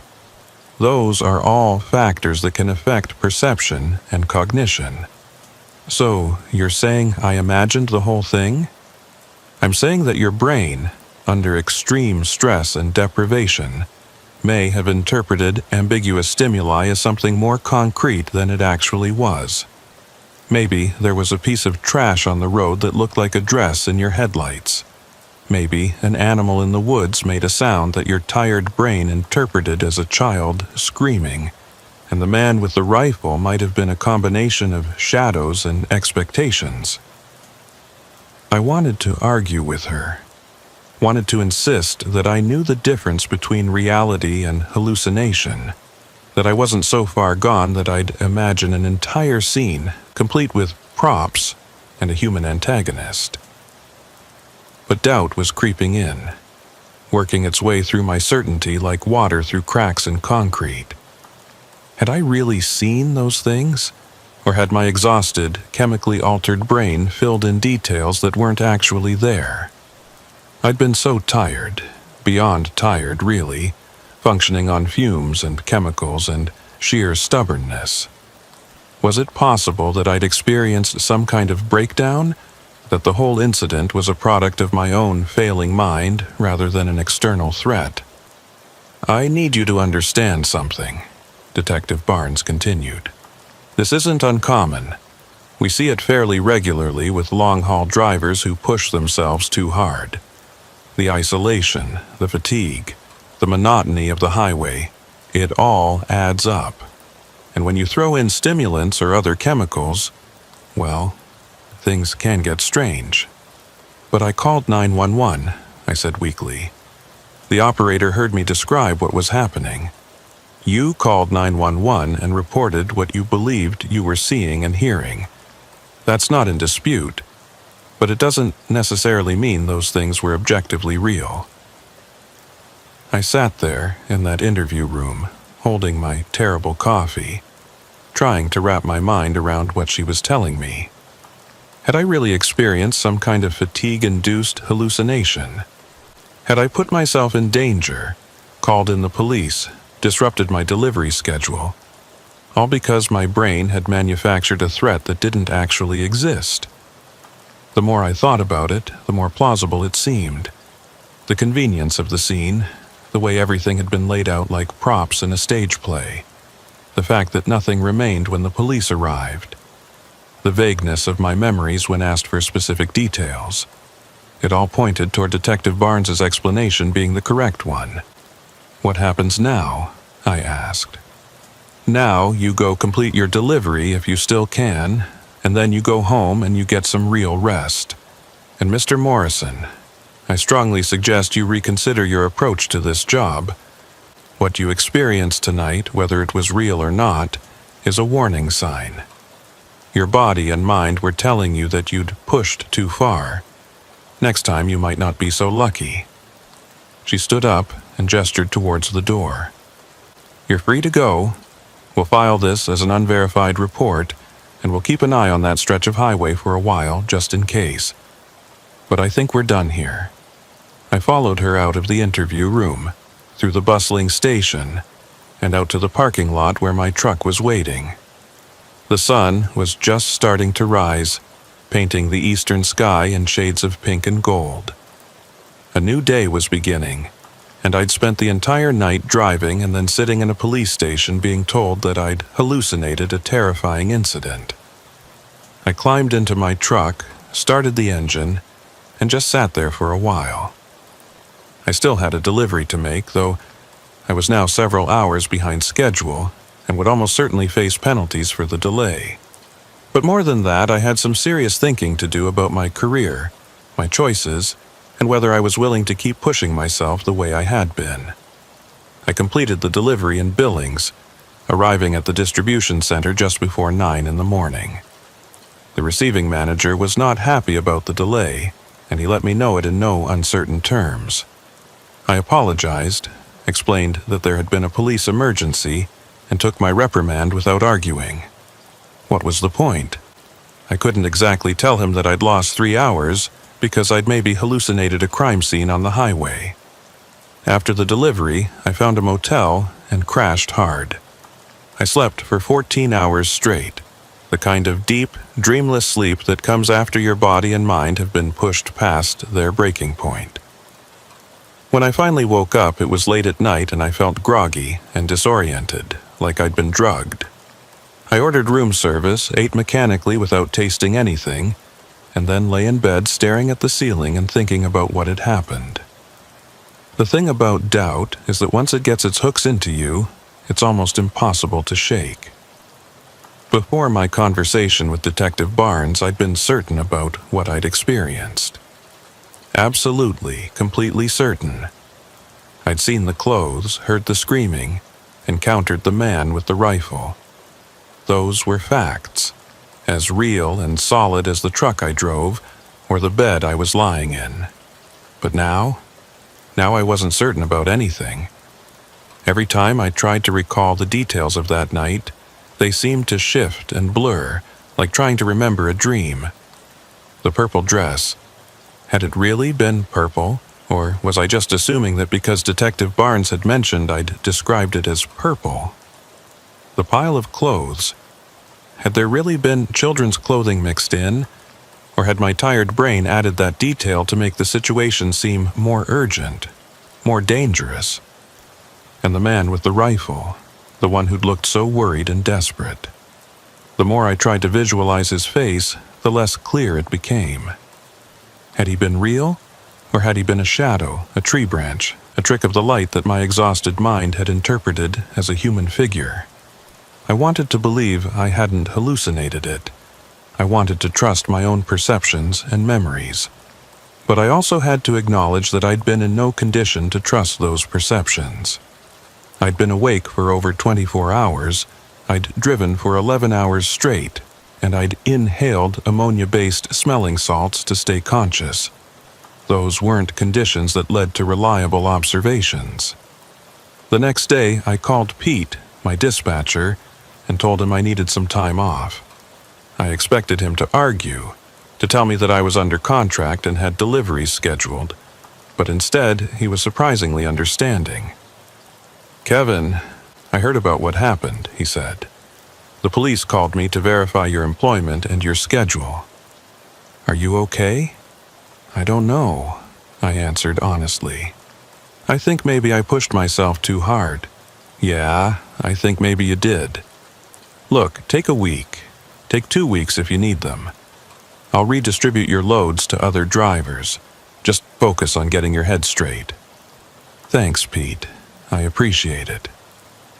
I spent those 2 weeks at home in Fargo, trying to process what had happened and figure out what to do next.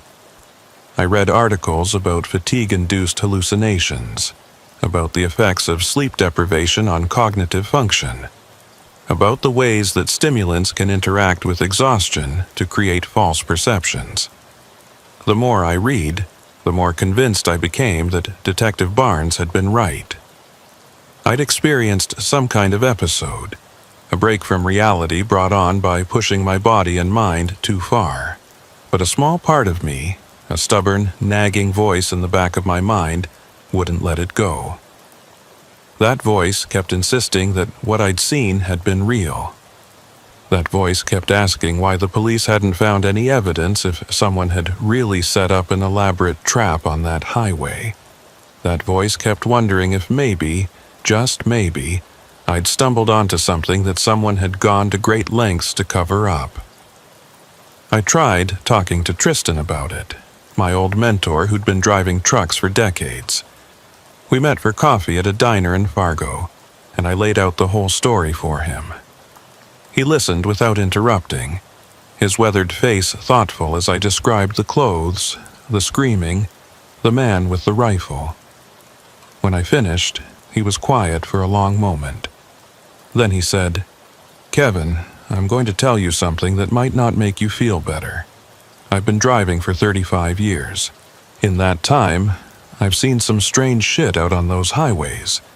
Things I can't explain, things that don't make sense, and I've known other drivers who've seen things too.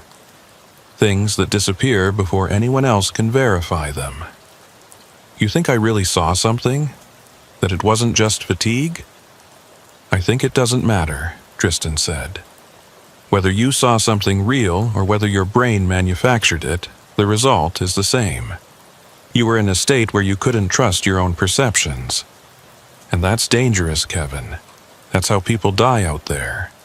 So, what do? You make a choice. Either you change how you approach this job, or you find a different job. Because if you keep pushing yourself the way you have been, eventually, something bad is going to happen. Maybe you'll fall asleep at the wheel and crash. Maybe you'll have another episode and end up somewhere you shouldn't be. Maybe you'll be fine for years and then one day you'll just break.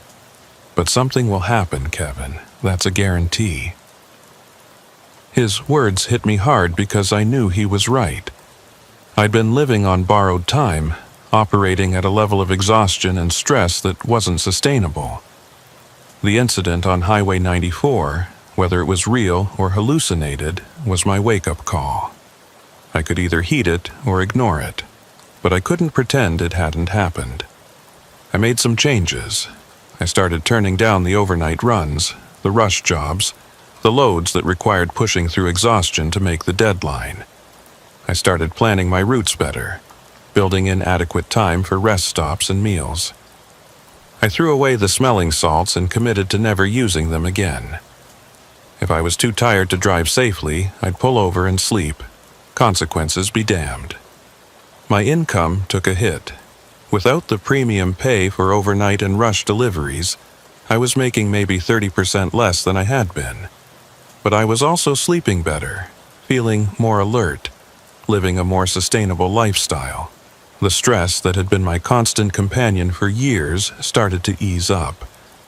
I found that I actually enjoyed driving again, appreciated the landscapes I was passing through, felt more connected to the world around me. About 6 months after the incident, I got a call from Detective Barnes. She told me that there had been another report from the same area where I'd seen the clothes and heard the screaming. A family driving through late at night had called 911 to report seeing what looked like a person lying on the side of the road. When police investigated, they found nothing. No person, no evidence that anyone had been there. "I thought you'd want to know," she said. "It doesn't prove anything one way or another. Could be another case of fatigued drivers seeing things that aren't there. Could be something else. But I wanted you to know you weren't alone in experiencing something strange on that stretch of highway."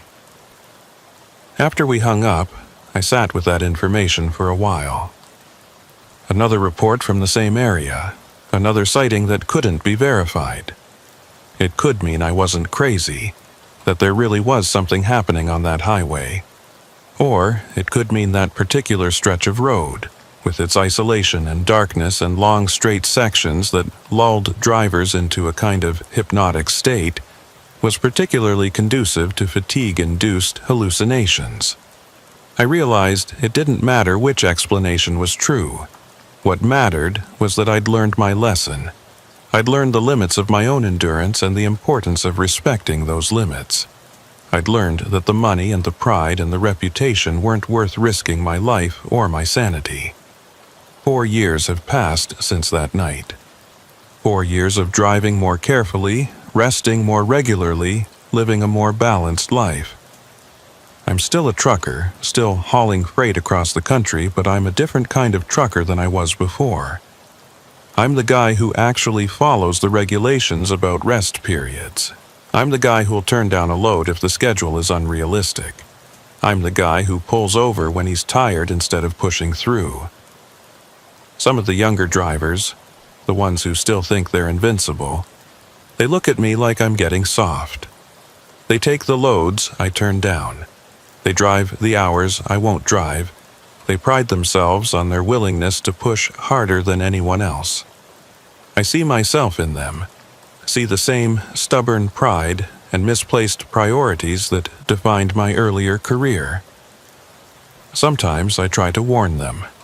I tell them about the night on Highway 94, about the clothes and the screaming and the man with the rifle. I tell them about the hours spent in a police station being told I'd hallucinated the whole thing. I tell them about the doubt that still lingers, the uncertainty about what's real and what's manufactured by an exhausted mind. Most of them don't listen. They're like I was, convinced that they're different, that the rules don't apply to them, that they can handle anything the job throws at them. A few of them, though, a precious few, they hear something in my story that resonates. They see the cautionary tale for what it is, and maybe, just maybe, they make different choices than I did. I still drive through that section of Highway 94 sometimes when my routes take me between North Dakota and Montana. I always make sure to drive it during the day, when I'm well rested and alert. I look at the tree line as I pass, at the places where the woods press close to the road, and I try to identify the spot where it happened. But the highway all looks the same along that stretch, and I've never been able to pinpoint the exact location. Sometimes I wonder if the man with the rifle was real. If somewhere out there in those Montana woods there's a person who remembers that night as clearly as I do. Someone who set up an elaborate trap for reasons I'll never understand, and who watched as a trucker almost fell for it before driving away. Someone who cleaned up all the evidence in the few minutes before the police arrived, who disappeared back into the forest and was never caught. Other times, I'm convinced Detective Barnes was right, that I experienced a fatigue-induced hallucination brought on by exhaustion and chemicals, that the clothes and the screaming and the man were all products of my own failing mind, shadows and sounds interpreted as something more concrete than they actually were.